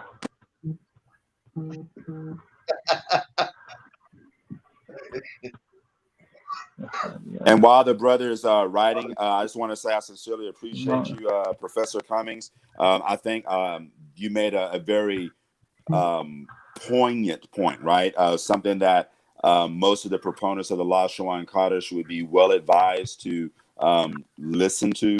And that was that it's one thing to be able to read the graphemes and to be able to articulate the consonants, but it's another thing to be able to comprehend what is actually being said. So again, it's one thing to be able to sound out the letters, but it's another thing to be able to comprehend what's being written. So thank you, Professor Cummings, for pointing that out. I sincerely appreciate your kindness. Hey man, you knocked me out. Yeah. You gave me overhead. You gave me an overhead right. Straight up. Let's see what you got. Let me see what you got back, y'all. What you got? Let's see, man. Let's go. I ain't 100% sure, but what I got, where I'm at, from right to left, I got he, Hawa, Yahaya, Yahaya Shema, which is to say he was kept. I could be wrong about the middle word. Right. So when I see the yeah, the ha, and the yeah, I would probably be inclined to recognize that as like what we would call like a adjussive. So if I was gonna say wa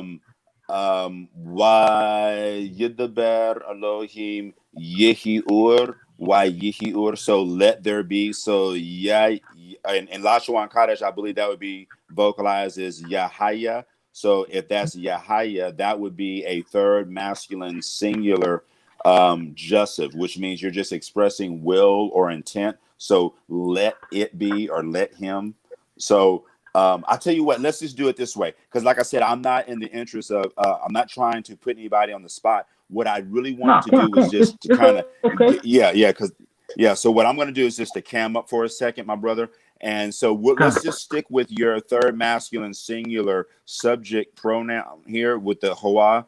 And then what I'm going to do is posit that what we can use is the end stem or the nifal, which is responsible for the simple passive or simple reflexive verbal conjugations. And again, we're going to utilize the same triconsonantal root. And what we have here is what we call a performative prefix. A performative prefix, whereas before we utilized this na or noon as a subject prefix, which is indicative that the performer or subject of this particular verb is going to be a first common plural entity.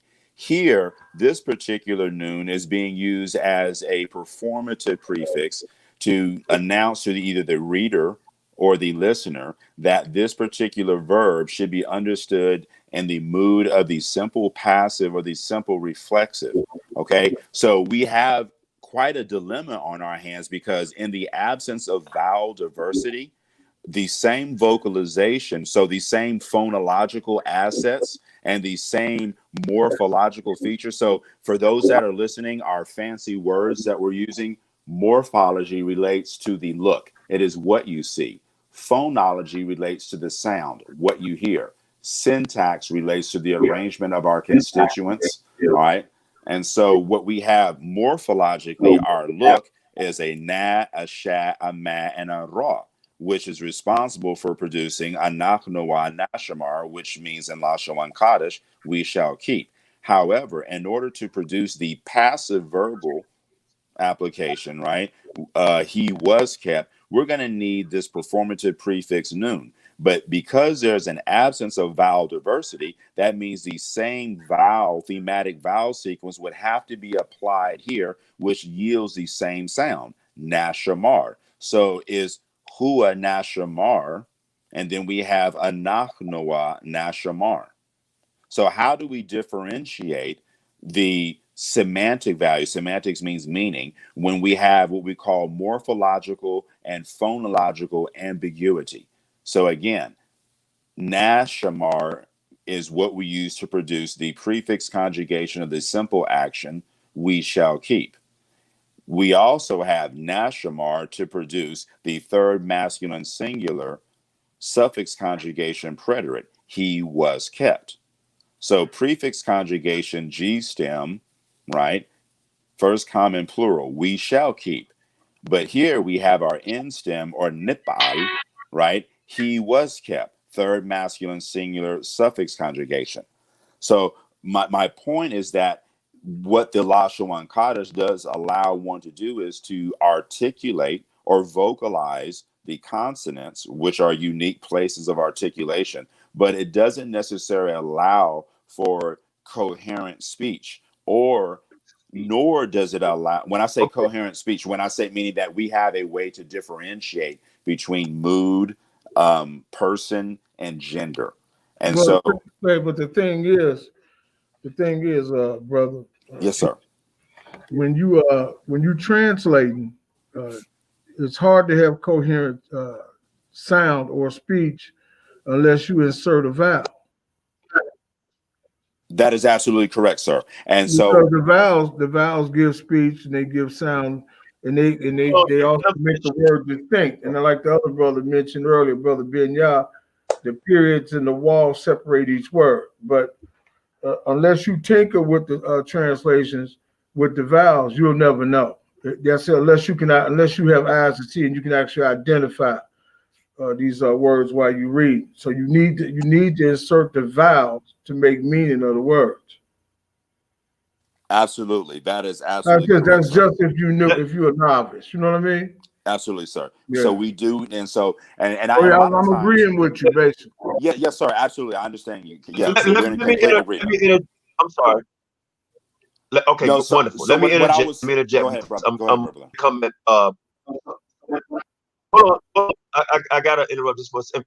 Trust me, we falling. And the reason why I'm interrupting because I'm getting calls and emails at the same time, and I'm looking at the comment board too. But I'm getting a lot of calls and emails while you are speaking, and this is the only reason why. Because I'm going by what my audience want me to say, and I'm listening to you guys at the same time. Okay. So I'm going to basically hit both of y'all on the head. I just want to hit both of y'all on the head on something because I want to go back into the ancient because dealing with the Lashwan Kodash. We can go by who's speaking up so forth. Professor said something about when the vowel created and why. I want to understand that aspect where from both of y'all understanding where did the vowel points come from and why? There are no vowel points in ancient Paleo Hebrew. If you look at that stone still right there, you look at the Dead Sea Scrolls, any of the stones, you look at the shekels that date to 70 AD, there are no vowel points. Our fathers didn't use that. Okay, let me ask that question one more time. Go ahead. I understand that. Vowel points I said, where did they come from? Well, they came into play about anywhere from 600 to 1000 AD when the Mezerites tried to preserve the language. The vowel points had one mission, to try to preserve the Hebrew language. And this is what King James did. People don't understand because the scholarship of the King James Bible has went past all the Hebrews. When they inserted the vowels, that was to preserve the language itself. So the Hebrew language has been preserved inside of your King James Bible, and we just have not been taught that. Those vowels give the sound. So 600 to 1000 AD, the Mezerites did it. Then John Wycliffe did it in 380 AD when he had inserted the vowels. Then Tinsdale did it. Then King Henry VIII did it in 1530. And then lastly, King James did it. They inserted the vowels to Hebrew to give the sound so that people could enunciate and pronounce the word. So when he did the talk, I'm sorry. The other professor, I want you to give me a reason why, because I do have a third question, and I just asked the third question, Professor. If you can answer the same thing, where did it come from? Because the third question, I think, is kind of what I want to. So, Professor, you answer that question, which is going to lead up to that. Where did the vowel point come from in your understanding? Okay, the answer is the same. We had a group of linguistic scholars that set out to preserve their vocal tradition of the text, because the language was their liturgical language, meaning that it was the language of their religious or their cultic service. It was not their spoken language. That means that the familiarity that it takes to be able to correctly vocalize an unpointed text, unless they had a system in place, the ability to be able to do that would have diminished and then completely vanished. All right. So yes, it is true that so what I'm trying to do is and in short, the Masoretic tradition, or the Masoretes, if we're just going to call them, they were grammarians, There were linguists, they were textual scholars, right? And their sole purpose was to preserve the phonological tradition as it was transmitted to them. So when he uses, when he says phonological, he's talking about sound. Yes, and then he's also talking about the language being preserved inside of a book, which is magnificent. I mean, it's like it said. Exactly. We were taught that Hebrew was lost.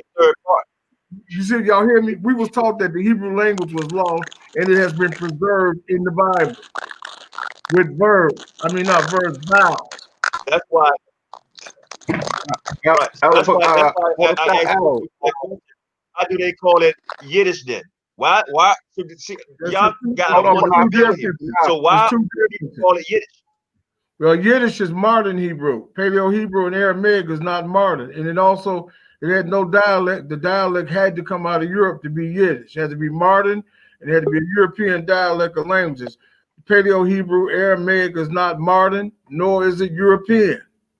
So it doesn't fit the description of Yiddish. We got a lot of Hebrews who don't know what they're talking about, keep saying, oh, that's Yiddish. No, as soon as you hear the word modern, you should know that is not Yiddish. Elder Shael, people want you to. So that's my question. Hold on, Qanath. Go ahead. Elder Shael, people on the comment board asking you to speak on a topic. They want to hear your standpoint and point of view as well, because you haven't said much so far. Just been Professor Lee Cummings and the scholar Mitzil. They want you to speak on the topic as well. Well, can. I mean, it's like Miss was saying, and Professor was saying, Ben y'all. So let's example. Let's look at the Aramaic. As Professor was saying, the book of Bereshit, chapter 1 and verse 1. It say, "Eat kidman bara yiyah yet shamaya wa yet." So when we look at that very first word there, like in Genesis in the Mashayach Yahawashi. So here, the pronounced suffix in Aramaic being used in the masculine plural, versus when we look at the Masoretic text, Bereshit is the feminine noun. Okay, very important.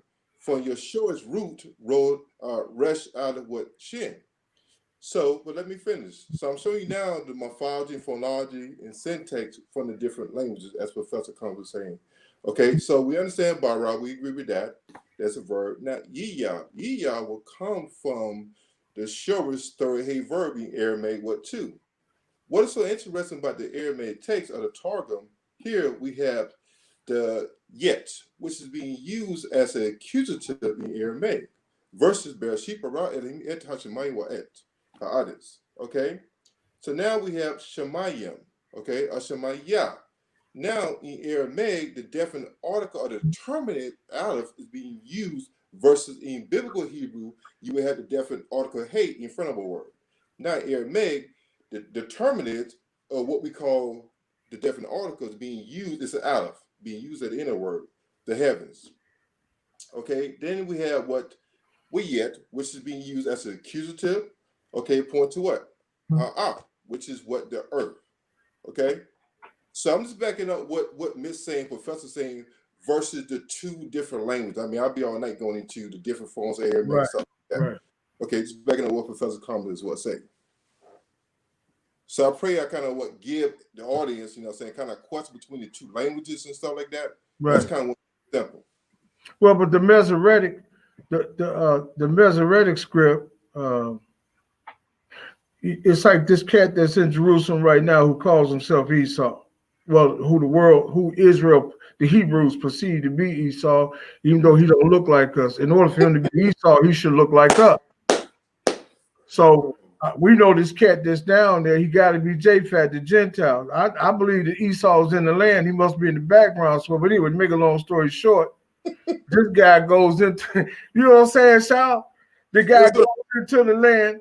He comes up with his own little script, and then he turns back around and tries to translate with his script. He can't do it because his script will not allow him to translate the ancient stones. And people say, well, what do the stones have to do with anything? Because the stones are the testimony and the witness that everything that was written in the script is indeed true. He cannot use his script to translate. So you know what he's doing now, Shaw? He's down there trying to come up with a computer program that will allow him to read Paleo Hebrew or what we call Aramaic. Okay. That's what they're doing. Okay. I'm really impressed with you guys. I'm gonna be honest with you. Oh yeah. I've talked to a whole lot of Hebrews, and I've been real disappointed.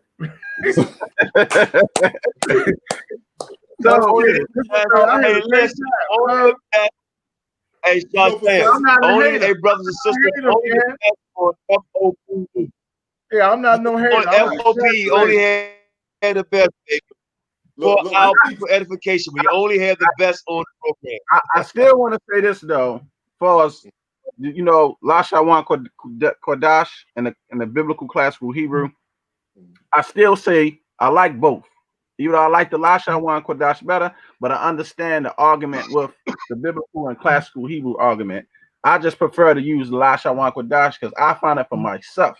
I ain't talking about everybody else. I'm talking about for myself. I still get the same understanding, but it's more easier for me to read it and learn it than dealing with biblical classical Hebrew.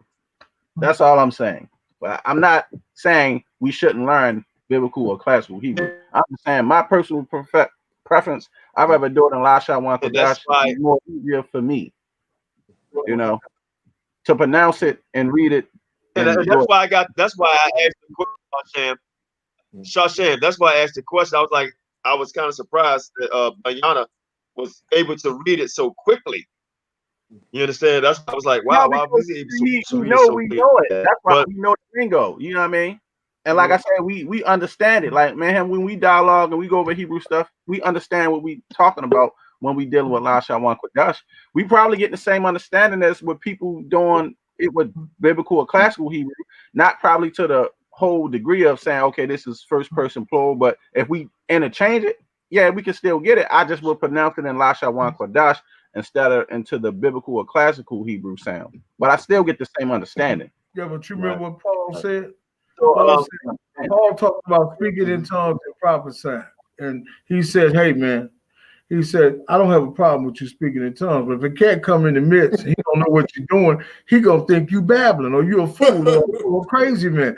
He says, I would rather that you what? Speak in a known tongue. And then the scripture said, with stammering lips and another tongue will I speak to this people. So what does that mean, brothers? I'm not gonna send a Spaniard to preach to an Italian. Right. I'm send a Frenchman to speak to an African American. I'm gonna send somebody that speaks your language. Now this is good what we doing because this is advanced scholarship. But to all the brothers on the panel, remember what the Lord said? He said, write the vision on tables and what? Make it plain. That's all I got to say. And that's like the issue in the book of Judges when they was had a problem with them pronouncing the word. Say if they pronounce it like this, right. You see what I'm saying? They got a punk in here. They couldn't pronounce it. Right. But that's why I said I understand the whole argument. Right. But I don't feel we should do away with Lashawan Kodash because I think some people just want to say, well, everything that came out of One West was bad. I don't agree with that. I say it was good and it was some bad. But I'm not a biased person going to say everything was terrible. You know, no, I'm not going to do that. Well, before we let everybody go, because I'm gonna let everybody give a brief statement before let everybody go. Maybe on another conversation, because I see a couple of people in the comment board that's really been put up this, and I try to get them come on. And we don't have to discuss it tonight. Now I said Judah the Shooter and a couple other Hebrew brothers wanted one as well, but you know. We was letting them get that first. You still come on. Okay, we will allow them to come on. If we allow them to come on, and we don't have to get into this because it's already late. Because I heard somebody talk about if somebody want to learn a lot of new language and all that.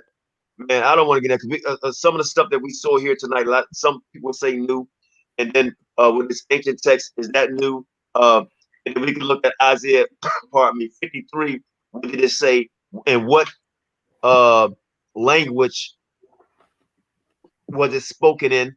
So I think we That's covered a lot easy. of ground, That's and easy. I like I said, I like the fire in the brothers Paleo brought. Hebrew. The 53rd chapter of Isaiah is in Paleo Hebrew. Okay. You know why? It gives there's a timeline in the first verse. It talks about the kings, and King Hezekiah was in there. You go back and look at the seal. If you Google real quick, the seal of Hezekiah, and it'll show you Hezekiah's seal was written in Paleo Hebrew, what you call Aramaic, and the timeline is around 850, 890 BC. It's right there. If you Google it right now, you can pull up his seal right now on the screen. The seal of King Hezekiah. When y'all got a minute, you pull it up. Shawsham, if you could do that. Yeah, Shawsham, if you could pull it up real quick. And Shawsham, while you pull it up, moderators. The seal of King Hezekiah. Okay, I'm doing it now. Give me 1 second. Yeah. Right. And hold on 1 second. My moderators, the brother, whoever this is, saying some discouraging things all night, and they said I'm really not interested in coming on, but if someone wants to learn, we don't deal with people being proud and arrogant. So if you can do, moderators, send him bye-bye. Send him bye-bye. He's off. Send usually 40, 47, whatever it is. He's bye-bye off F.O.P.E channel forever. Bye.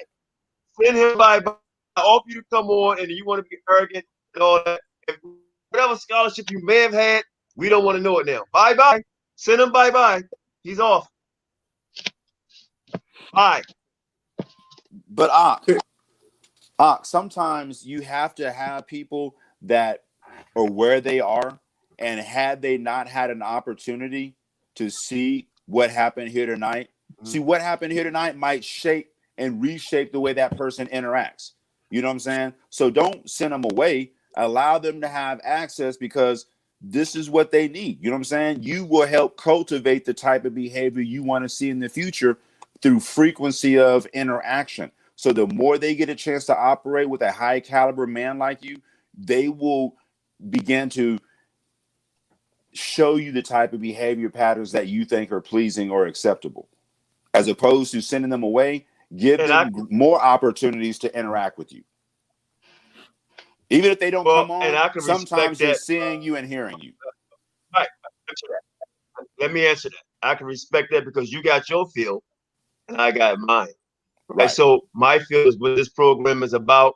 And just like a child, when they do something wrong, you spank them, put them in the room, and they learn their lesson. So he's just been spanked, go on time in the room, and next time he come back, if he come with a little more respect, come back on. So this is my you know what I'm saying? So I respect your opinion, but he got to be on time out. In the room. There you go. You see Shawsham, that? did you find it? Yeah, that's it right there. Now that's Hezekiah's seal. And that timeline, that was the alphabet. In fact, if we went back and looked at Jeroboam's seal dates 980 BC, almost 1000 BC. I looked that up too. You said Jeroboam seal? Yeah, Jeroboam seal was written 980 BC, the last year that Solomon ruled in Judah. Hold on, it just popped up. But this is if you translate this as Lord Hezekiah, Ahaz, king of Judah. And that is in the 53rd chapter of Isaiah. Go ahead.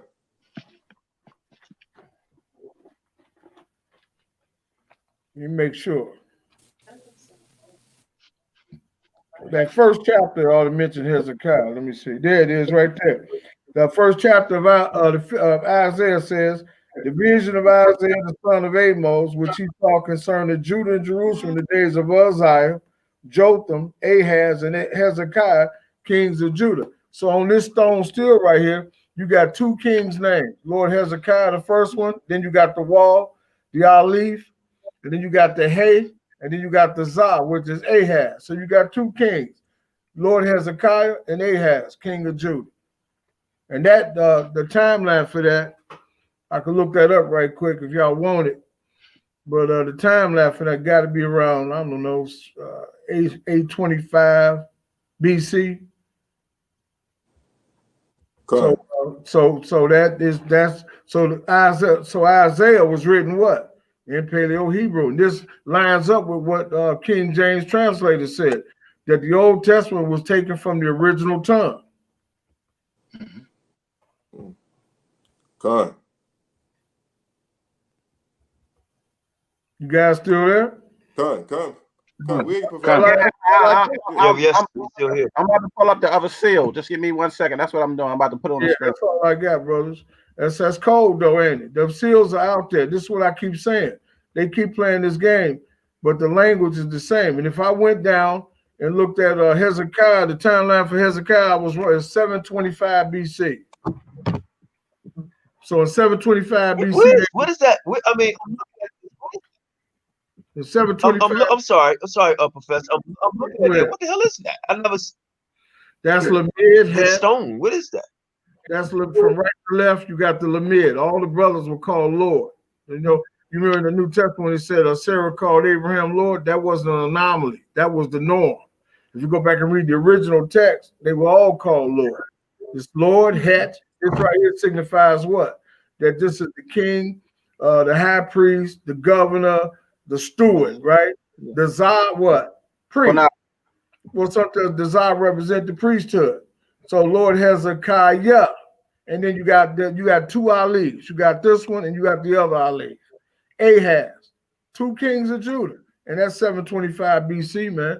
And my last point is to the brother, if you go back and pull up the shekels from the Roman revolt in 70 AD, written in the same language. So they were still from the time of Hezekiah to the Roman revolt. It's the same language. It's the same alphabet. So I don't know what the problem is. We could do this all day. I'm about to pull up. Hey, Qanath, that's the same seal that Shaka Utmost used on Kimon on trial. Remember, I showed you this seal out of my ancient archaeology book years ago. And it is. Remember, yeah, and I was asking them why was these unks on there. Remember, I was young in the truth, and I was trying to figure out why was the unks on there. I didn't understand. I was going to say, why is that on there? Yeah, remember that was some that when I showed you. Or is that the cross in Genesis 1:1? It's an unk. That's an unk right there, right here. This is an unk, and I think it was one on something else on this side, but it looks that's an unk too. It's on both sides, but you know our fathers was down in Egypt. Plus, you got the circle and the taw. The taw is the two sticks.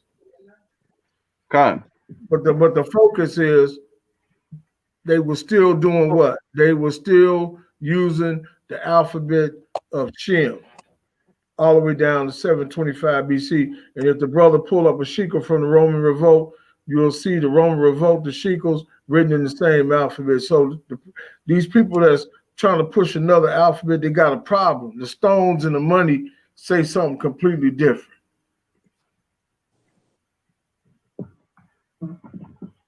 There it is again. Now this coin right here, this seal right here says Lord Shema, OBD, which is what? Governor of Jeroboam. Now, the thing about this stone, this seal dates back to 980 BC, the last year of Solomon's reign, and the first year of King Rehoboam's reign. And what's unique about Jeroboam and Rehoboam, if you go back and read the script, they both sat on the throne in the same year. So the Lord was doing, the Messiah or Yahweh was doing another count for Israel and Judah. But this is the alphabet, brothers. It ain't never changed.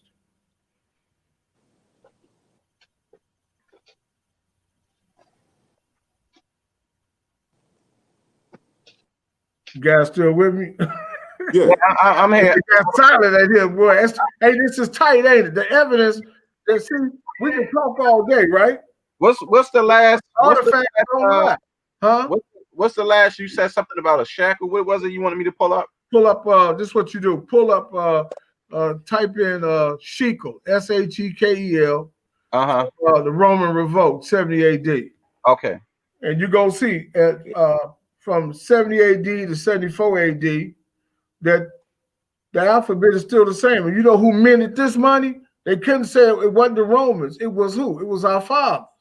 We was minting our own money during the revolt.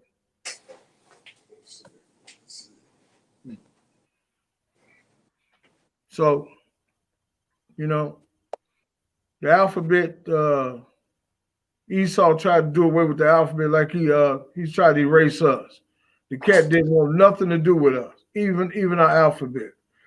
But the gig is up because all the artifacts coming out of the ground got this alphabet on it. So now he's trying to, like I said earlier, he's trying to come up with a program to translate. He can't do it. Okay, I'm about to put that sequel up.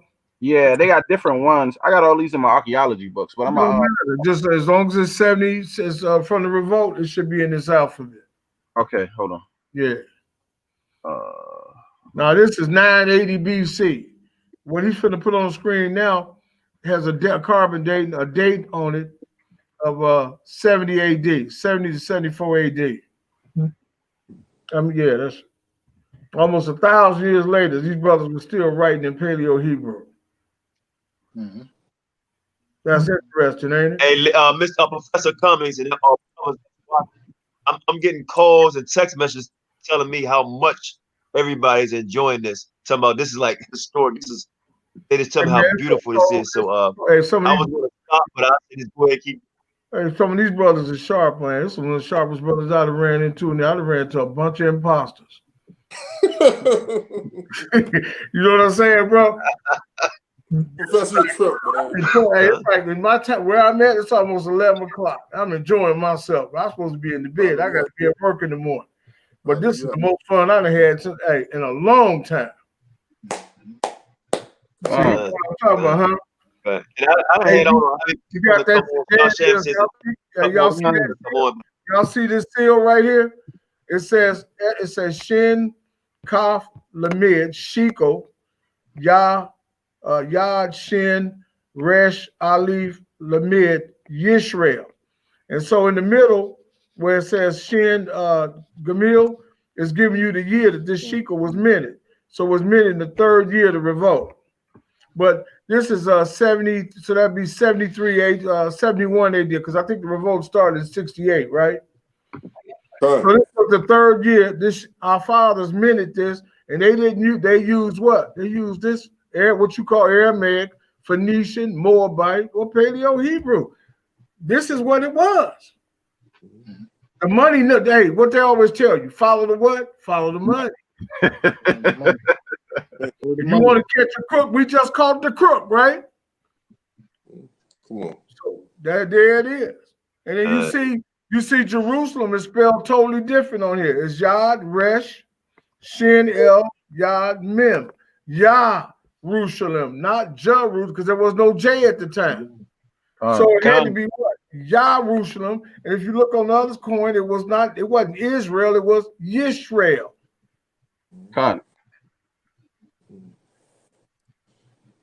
The money don't lie, guys. Hey, let me back you up too. Yeah, because I got that. We brought that Jerusalem coin out with the so-called 5-point star on it that had the Paleo Hebrew on it. It's a bunch of stuff we show out of because we got a bunch of ancient archaeology books. But you can go ahead, Elder Sha'el. I'm sorry, Salakia. Back up, Professor stuff. So Hebrew class admits these backup professors. Some things we study, like Professor saying. Some of the books that we got to study the script. Basically, you kind of see my screen. Oh, you got some nice pieces, right? Yeah, yes, sir. Come. Hey, Salakia, what book is that out? It is we had to get for open it back up, please, and so everybody can see it again. Yeah. Okay, I gotta get that. Yeah. Open it back up, please. I have that book. Hey. Can you open it back up? Yeah. Got you on big screen, so just hold it there. Hey, go ahead. Got Jeroboam's coin in there, seal in there too. Good shot. Right there. I see him. So all we saying is the evidence is compelling and it's indisputable. And And I think what the Lord, the Most High, is doing is, yeah, He done restored Israel conscious-wise. Now He's giving us back our alphabet. What's a Hebrew without his alphabet? Hey, I got to go, guys. I got to be at this school in the morning. These kids waiting on me. Hey, guys, I really enjoyed this. I hope that I'll do this again with you guys. Yes, sir. Hey, Professor, I'm gonna keep your number from Qanath. Huh? I'm the number from Qanath. Hey, get it from my. We all kick it. Yeah. Yes, sir. Yes, sir. We ought to have a conference or something. We all get together, man, and eat plenty food. You know what I mean? Send me your information so I can send you your hat you asked me for. Get my email.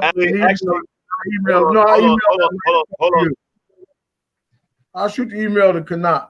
Hold on.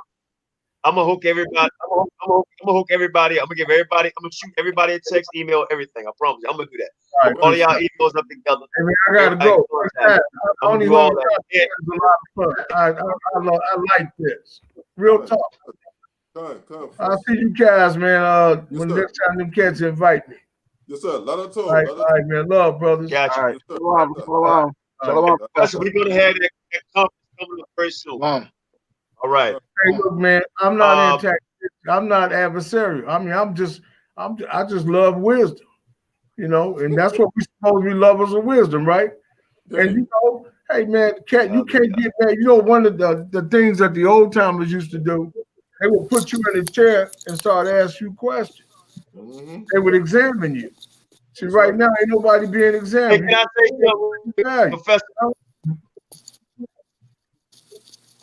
something, Professor Lee Cummings told me this, right? Before this came about, he said, Qanath, you know what? I don't mind being in a hot seat. This what comes with the territory. This before we came on.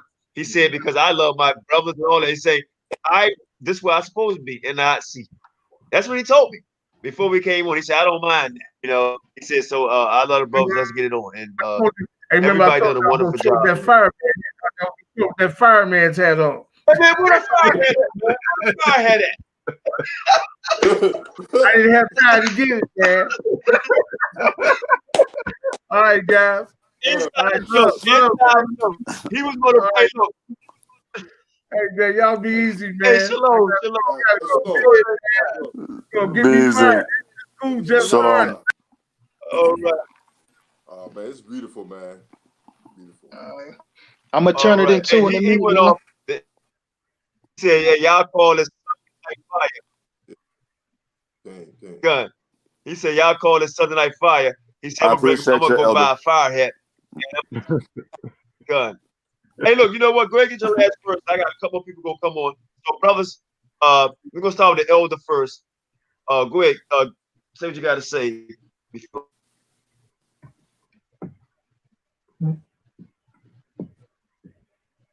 Whoever want to go. Oh, I just want to say, Elder Qanath, thank you. So thank you very much for your kindness, your hospitality. But more than that, thank you for offering your platform as a means to legitimately heal people, help people to have the necessary means to build for themselves, learn for themselves, not just listen to people, but actually be equipped with the critical analytic skills to continue to learn for themselves and learn, how to ask critical questions, how to realize what is viable, substantive research versus something that is misinformation. I thank you for that. You didn't have to do this. And what you've done, you've basically allowed an entire generation an opportunity to make some decisions for themselves that just 10 years ago, they never would have had. So I thank you for that. I thank you for the what you bring to this format and what you did today. I know it's probably not as fiery as most people would like to have seen. But beyond that, I'm sincerely appreciative to all the panelists and to you for your format. Thank you. Thank you so much. Thank you for giving us your presence and your scholarship. I tell you, it was greatly appreciated. I learned a lot tonight, and yes, it was fire.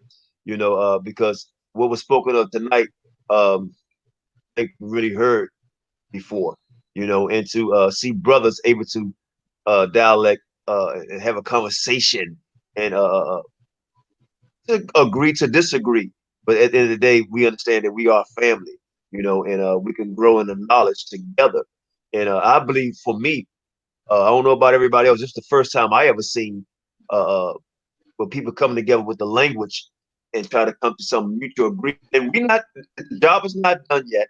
We still have a long way to go. The job is not done yet. You know, this is the building blocks. You know, where these brothers and brothers after them will continue this to build. So I appreciate it. You know, I appreciate you coming on and other brothers coming on, man. This is the most fun I had in a long time dealing with scholarship. You know, I really appreciate you. Elder Shael. Yeah, man, I just to the Rabbi, be there. I just thank the Most High for the opportunity. All praise and glory go to Him. Just thank the Most High just for everybody on the panel or listening. I also thank the Most High for being now. Definitely humble brother, man. I want you to know anything that I can do, you got my number, hit me up, brother. You know what I'm saying? It's about iron sharpening iron. You know what I mean? That's how we do it, bro. We gotta do it that way, man. You know, because a lot of brothers, man, will never, you know, want to come on a platform and just use their skill set for what they know. You was willing to do that, so man, hey, hats off to you, man. Man, respect for you, brother. You know, to everybody. Hallelujah. Thank you. Simon. It's great, but Slacky. Yeah, so I definitely want to thank you for inviting me on, man. This is my first time doing something like this. You know, normally I just do my own little thing, post my videos up. You know, it's kind of hard to dialogue with people, especially when you're dealing with Hebrew.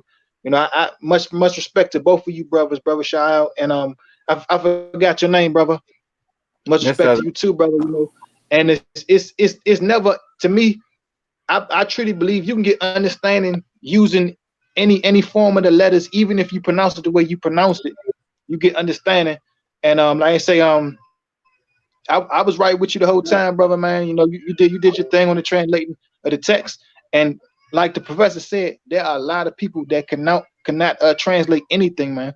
Even from the smallest, simplest word, you know, they might be able to say it, to repeat it, as I mean repeat it, but as far as really going through it, they can't do that. You know, it took me some time myself. It took me some years, at least a good 4 years, to even come to a understanding of where I'm getting now. And from there, it's been about maybe 7 years now since I've been actually studying it. You know, I've dabbled in what we call modern Assyrian. You know, Yiddish. I've dabbled in that as well too. So my ideas and my understanding of the way you brought things out, brother, it's not like it ain't there. And just like Sham said, you know, I've grown more accustomed to using the Lashawan Kodash, and it's like it's been something that's helped me a lot to understand the scripts.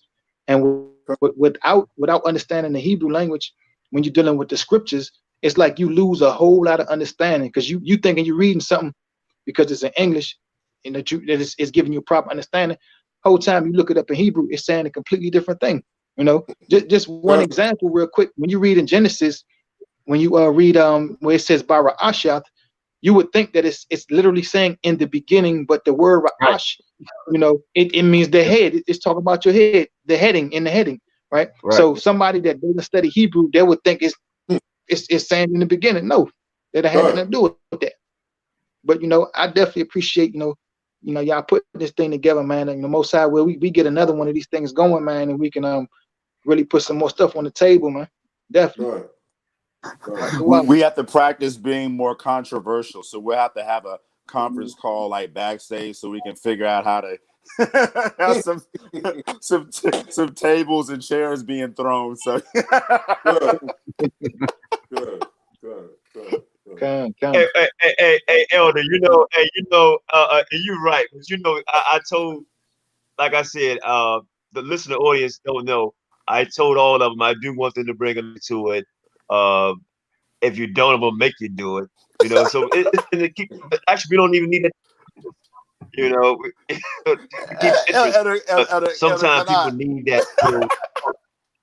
We had a Sunday night candlelit session. We had a fire. We had some mood candles.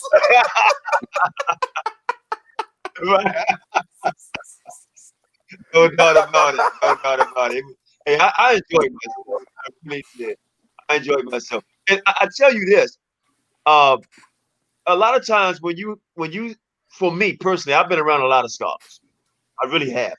And it's kind of hard. It's easy to get them to disagree, right? That's easy, right? But it's hard to get them, especially on a platform, to like go at somebody next to shoot each other down because they respect each other's scholarship. And I kind of was trying to get that out there tonight, and I did and I think it actually helped a little bit, and so we can show people it's all right sometimes to disagree and have a little fire at each other, but that's how we learn. I tell you what I learned. I think each brother learned something from one another tonight. I learned and they're gonna take more home than what I already knew. Okay. Hey, but Qanath, I think each brother did. You know the most important thing that happened? What happened was the conversation happened. Like I've been saying, brothers is not scared to have a conversation to talk about. Well, we can speak about Isaiah 53. We can speak about the Hebrew or the Greek in the New Testament. My thing is, stop being afraid and say, well, I don't want to dialect with you. And we're not trying to offend each other. We're building as a brotherhood, a nation, and a family. Let's have a conversation and stop running the conversation. That's my thing. We need to move forward as a nation, but we got to have a conversation. And I'm gonna keep pushing that until this is over, until we start having a conversation. Because I don't want to hear no more. I don't want to talk about that. I don't want to hear no more. I don't want to know it. Let's have a conversation. And can I say this real quick before then Shashan, put the link in the room. I know it's late. Let me say this too. Remember, we were slaves, right? Mentally and physically. And people had our text long before us. Right. And sometimes we may have to get something from somebody other than our own, right? And build off of that, right? Because a lot of these books that we're reading, we didn't write. You understand? Our ancestors may wrote it, and other people may translate it, and they get their own school of thought on it. It's up to us to go into it and dissect it like a surgeon.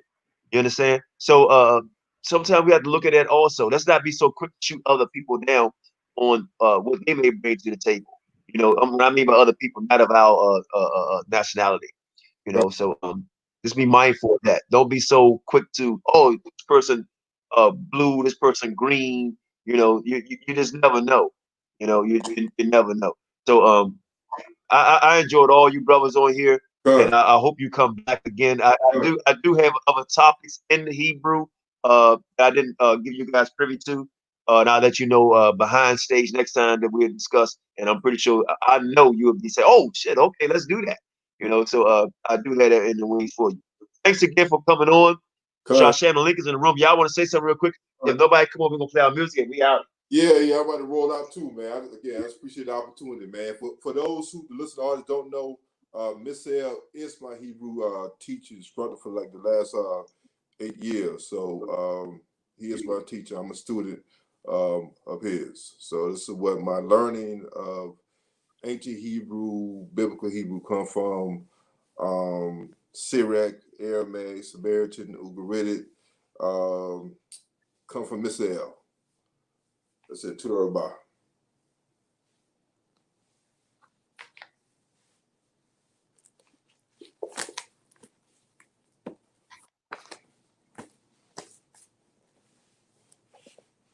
So I guess we good. I don't think nobody else coming on.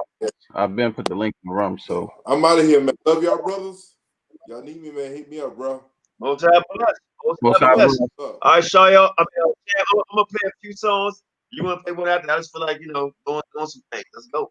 Oh wait, hold on. I'm playing it now. Yehuda wanted me to show this the statue of Moses. He wanted people to see and out the British Museum real quick. Hold on. All right, hallelujah.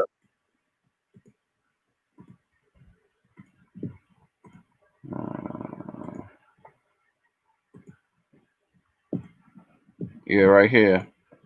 The statue of Moses from out the British Museum.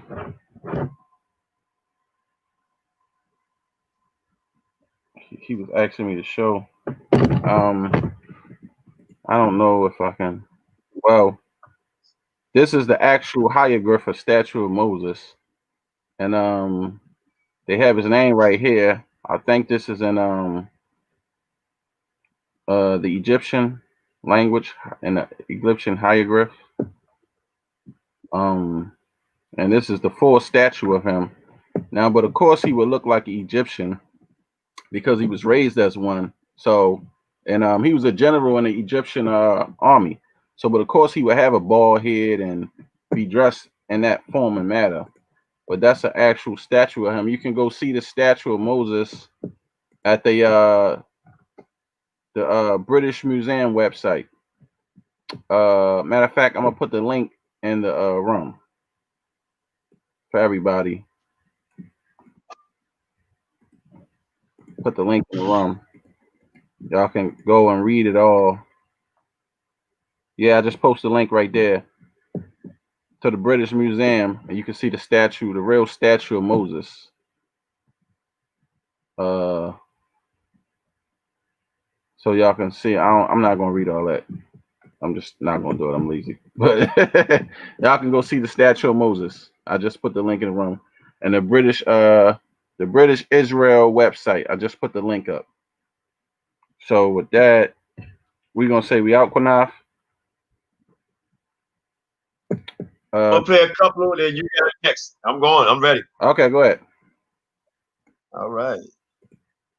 And the Spirit instantly appeared to me and said, the serpent was loosened, and Christ had laid down the yoke and borne for the sins of men, and that I should take it on and fight against the serpent, for the time was fast approaching when the first should be last and the last should be first.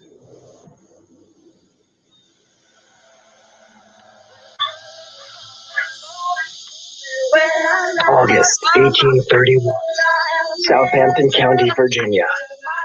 The fears of the slaveholding South were realized. Rebellion. Over 70 slaves armed with knives, hatchets, and bludgeoning objects swept the pastoral countryside, killing all in their path. Their leader was a slave named Nat Turner. You out your cotton picking mind, you think it's cotton picking time. Ain't no need for picking signs, your mind blind to divine. I'm like Nat on the track, Turner with the burner. All my wives gon' ride like Harriet for the truth shed. We some sojourners like gold pride in the fire. We survive in the furnace, we repent with the earnest. People are teaching, they learning. These crackers hypocrites, I mean Jesus is back and Ronald Reagan is a bitch. They put crack in the hood, just a trap in the hood. Please stop, pop the trunk, they got it locked in the hood. You saying good raps, I'm saying good riddance. My savior is black, cause my savior is risen. My savior is black, cause my savior is risen. My savior is black, cause my savior is risen. It's that revolution music, I hope that the youth be using. Euphemism, you should use a blah, blah, blah, blah. In your heart, you know I'm right. Yo, big man, if you want respect, you gotta earn it. You damn right. You gotta be ready to go down, stand up, and die for that shit like Blizzard did, if you want some juice. I want you to stand up tall and proud. I want you to speak up clear and loud.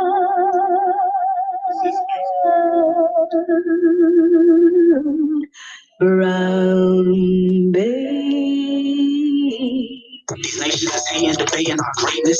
That secret meetings with Masons, you know they Satanists. Like Echo Hoover, they cross-dressing maneuver with propaganda that we can slander who survives on the news. No killer Mike, bitch, you can never run the juice. My savior is black, my hand on my strap. I see a Masonic wizard, bullets throw the wizard back. Yeah, truly, in fact, we the living black Jews. Imposters in our land, crackers, you confused.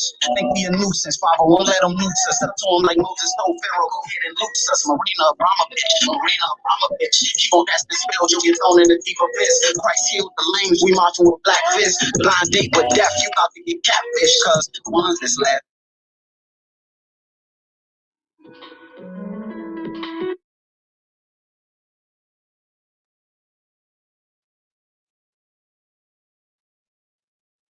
Black king of kings gonna rule the earth. and wickedness gonna get you hurt. Sing Okay. in the assembly of the righteous. Let the saints be joyful in glory. Let them sing aloud on their days. I praise the God through the mouths of the saints and a two-edged sword in their hand to execute vengeance on the demonic nation and punishment on those people. And bind their king and their nobles let us bind to execute on them this written judgment. This honor come all his saints. Praise the Lord. Praise the Lord. Sing to him.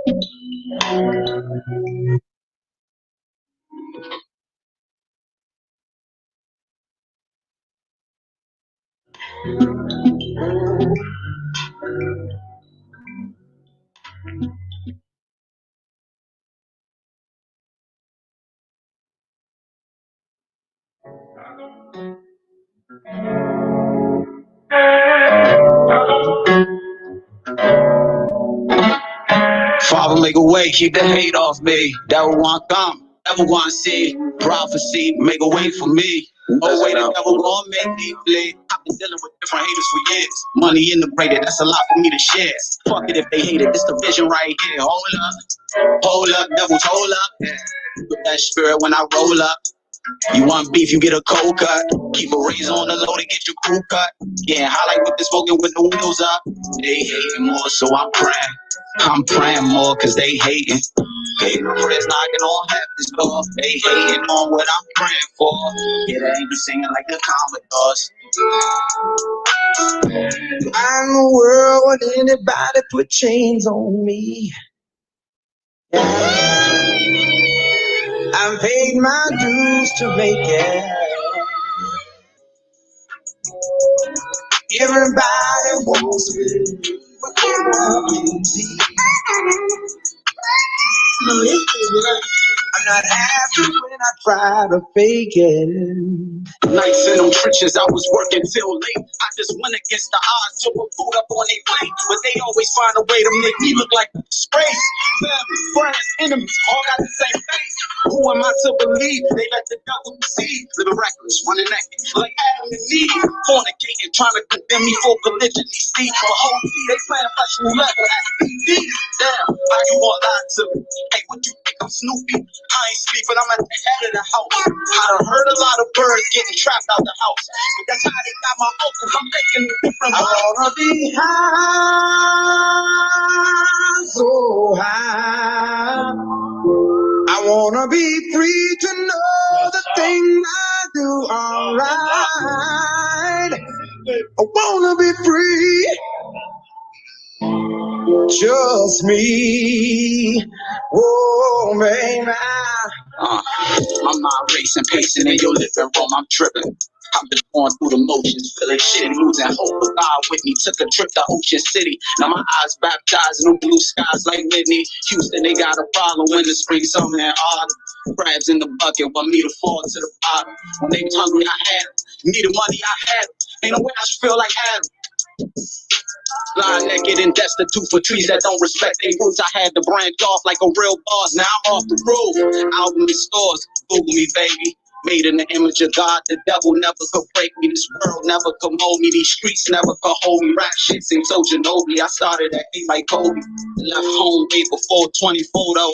Jerusalem, where it's set, that's why I'm about to go. That's why I'm easy. I'm easy like Sunday morning. Cause I'm easy. I'm easy like Sunday morning.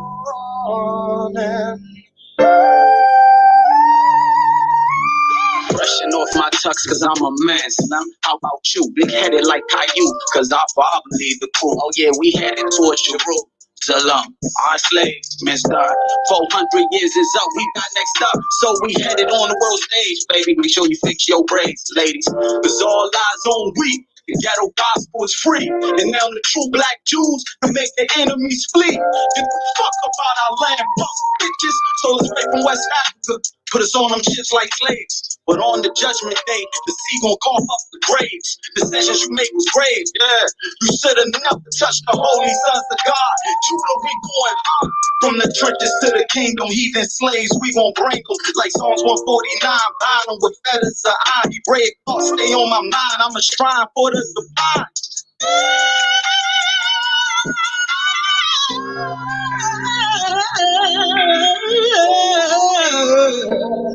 Truth can no longer be denied.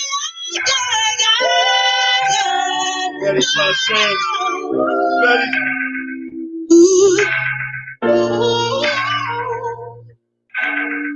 Yeah, got it. After this, man, let's go. Welcome to time. Black people, wake What? up. He's great and terrible. Terrible is destruction. Y'all think it comes back in all peace? You got another thing coming. So we're out here fighting for our brother. We ain't marching saying, yes, we can. No justice, no peace. Go!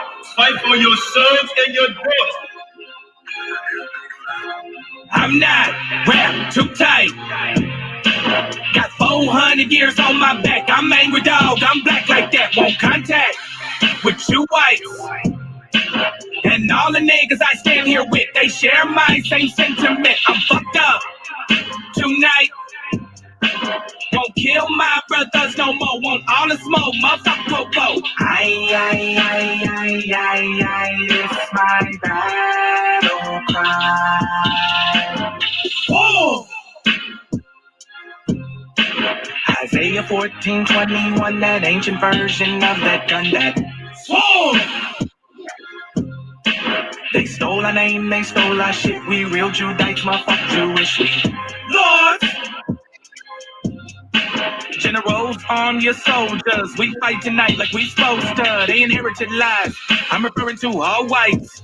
I'm referring to witches, white privilege, given through genocide. And they gotta pay for that. God say Jacob gon' take it back. I cry aloud, I spare not. This good bread, my sharecrop. This lily grew through concrete. We march the ox on drum beat. We the chosen. No inclination to kick it with y'all. Raise Babylon to the ground, then watch it fall. Obadiah said you'll be wiped up for theft. These are just words, worry about what come next. For Negroes, Latinos, we better than all, not equal. My natives no red dot that feather. Me primo be smooth like that leather. Until it's time to bring the war dogs out, put the headdress on. War paint and I'm not wrapped too tight. Got 400 years on my back. I'm angry dog, I'm black like that. Won't contact with you whites. And all the niggas I stand here with, they share my same sentiment. I'm fucked up tonight. Won't kill my brothers no more. Want all the smoke, motherfucker, popo. It's my battle cry. I got the spirit of grandfathers past. Front porch sitters, Nat Turner dangerous. A real life illustration of angry and that painting. Of Malcolm staring out the window with patience. One hand on the curtain, right hand on the AK spits. 47 rounds, all to bring down Satan. Same way Abel was killed by Cain. This will be an introduction from the fuck shit into the fire. Probably join the list of artists who died before they retired. Most High said I'm higher. Sire will never spit a line aimed at my kind, less meant to uplift. Toughness will be redefined in my rhymes. A squad of men with the spirit of God, with an affinity to point their weapons not at the brethren but at the enemy. Khaki-colored kids, baptized in the flames of combat fashioned. In the trap we escaped, our fate was to be great and noble. Moses reincarnate, so be hopeful. And know, I bring word from A and O to Pharaoh. And white folk, let my people go, cause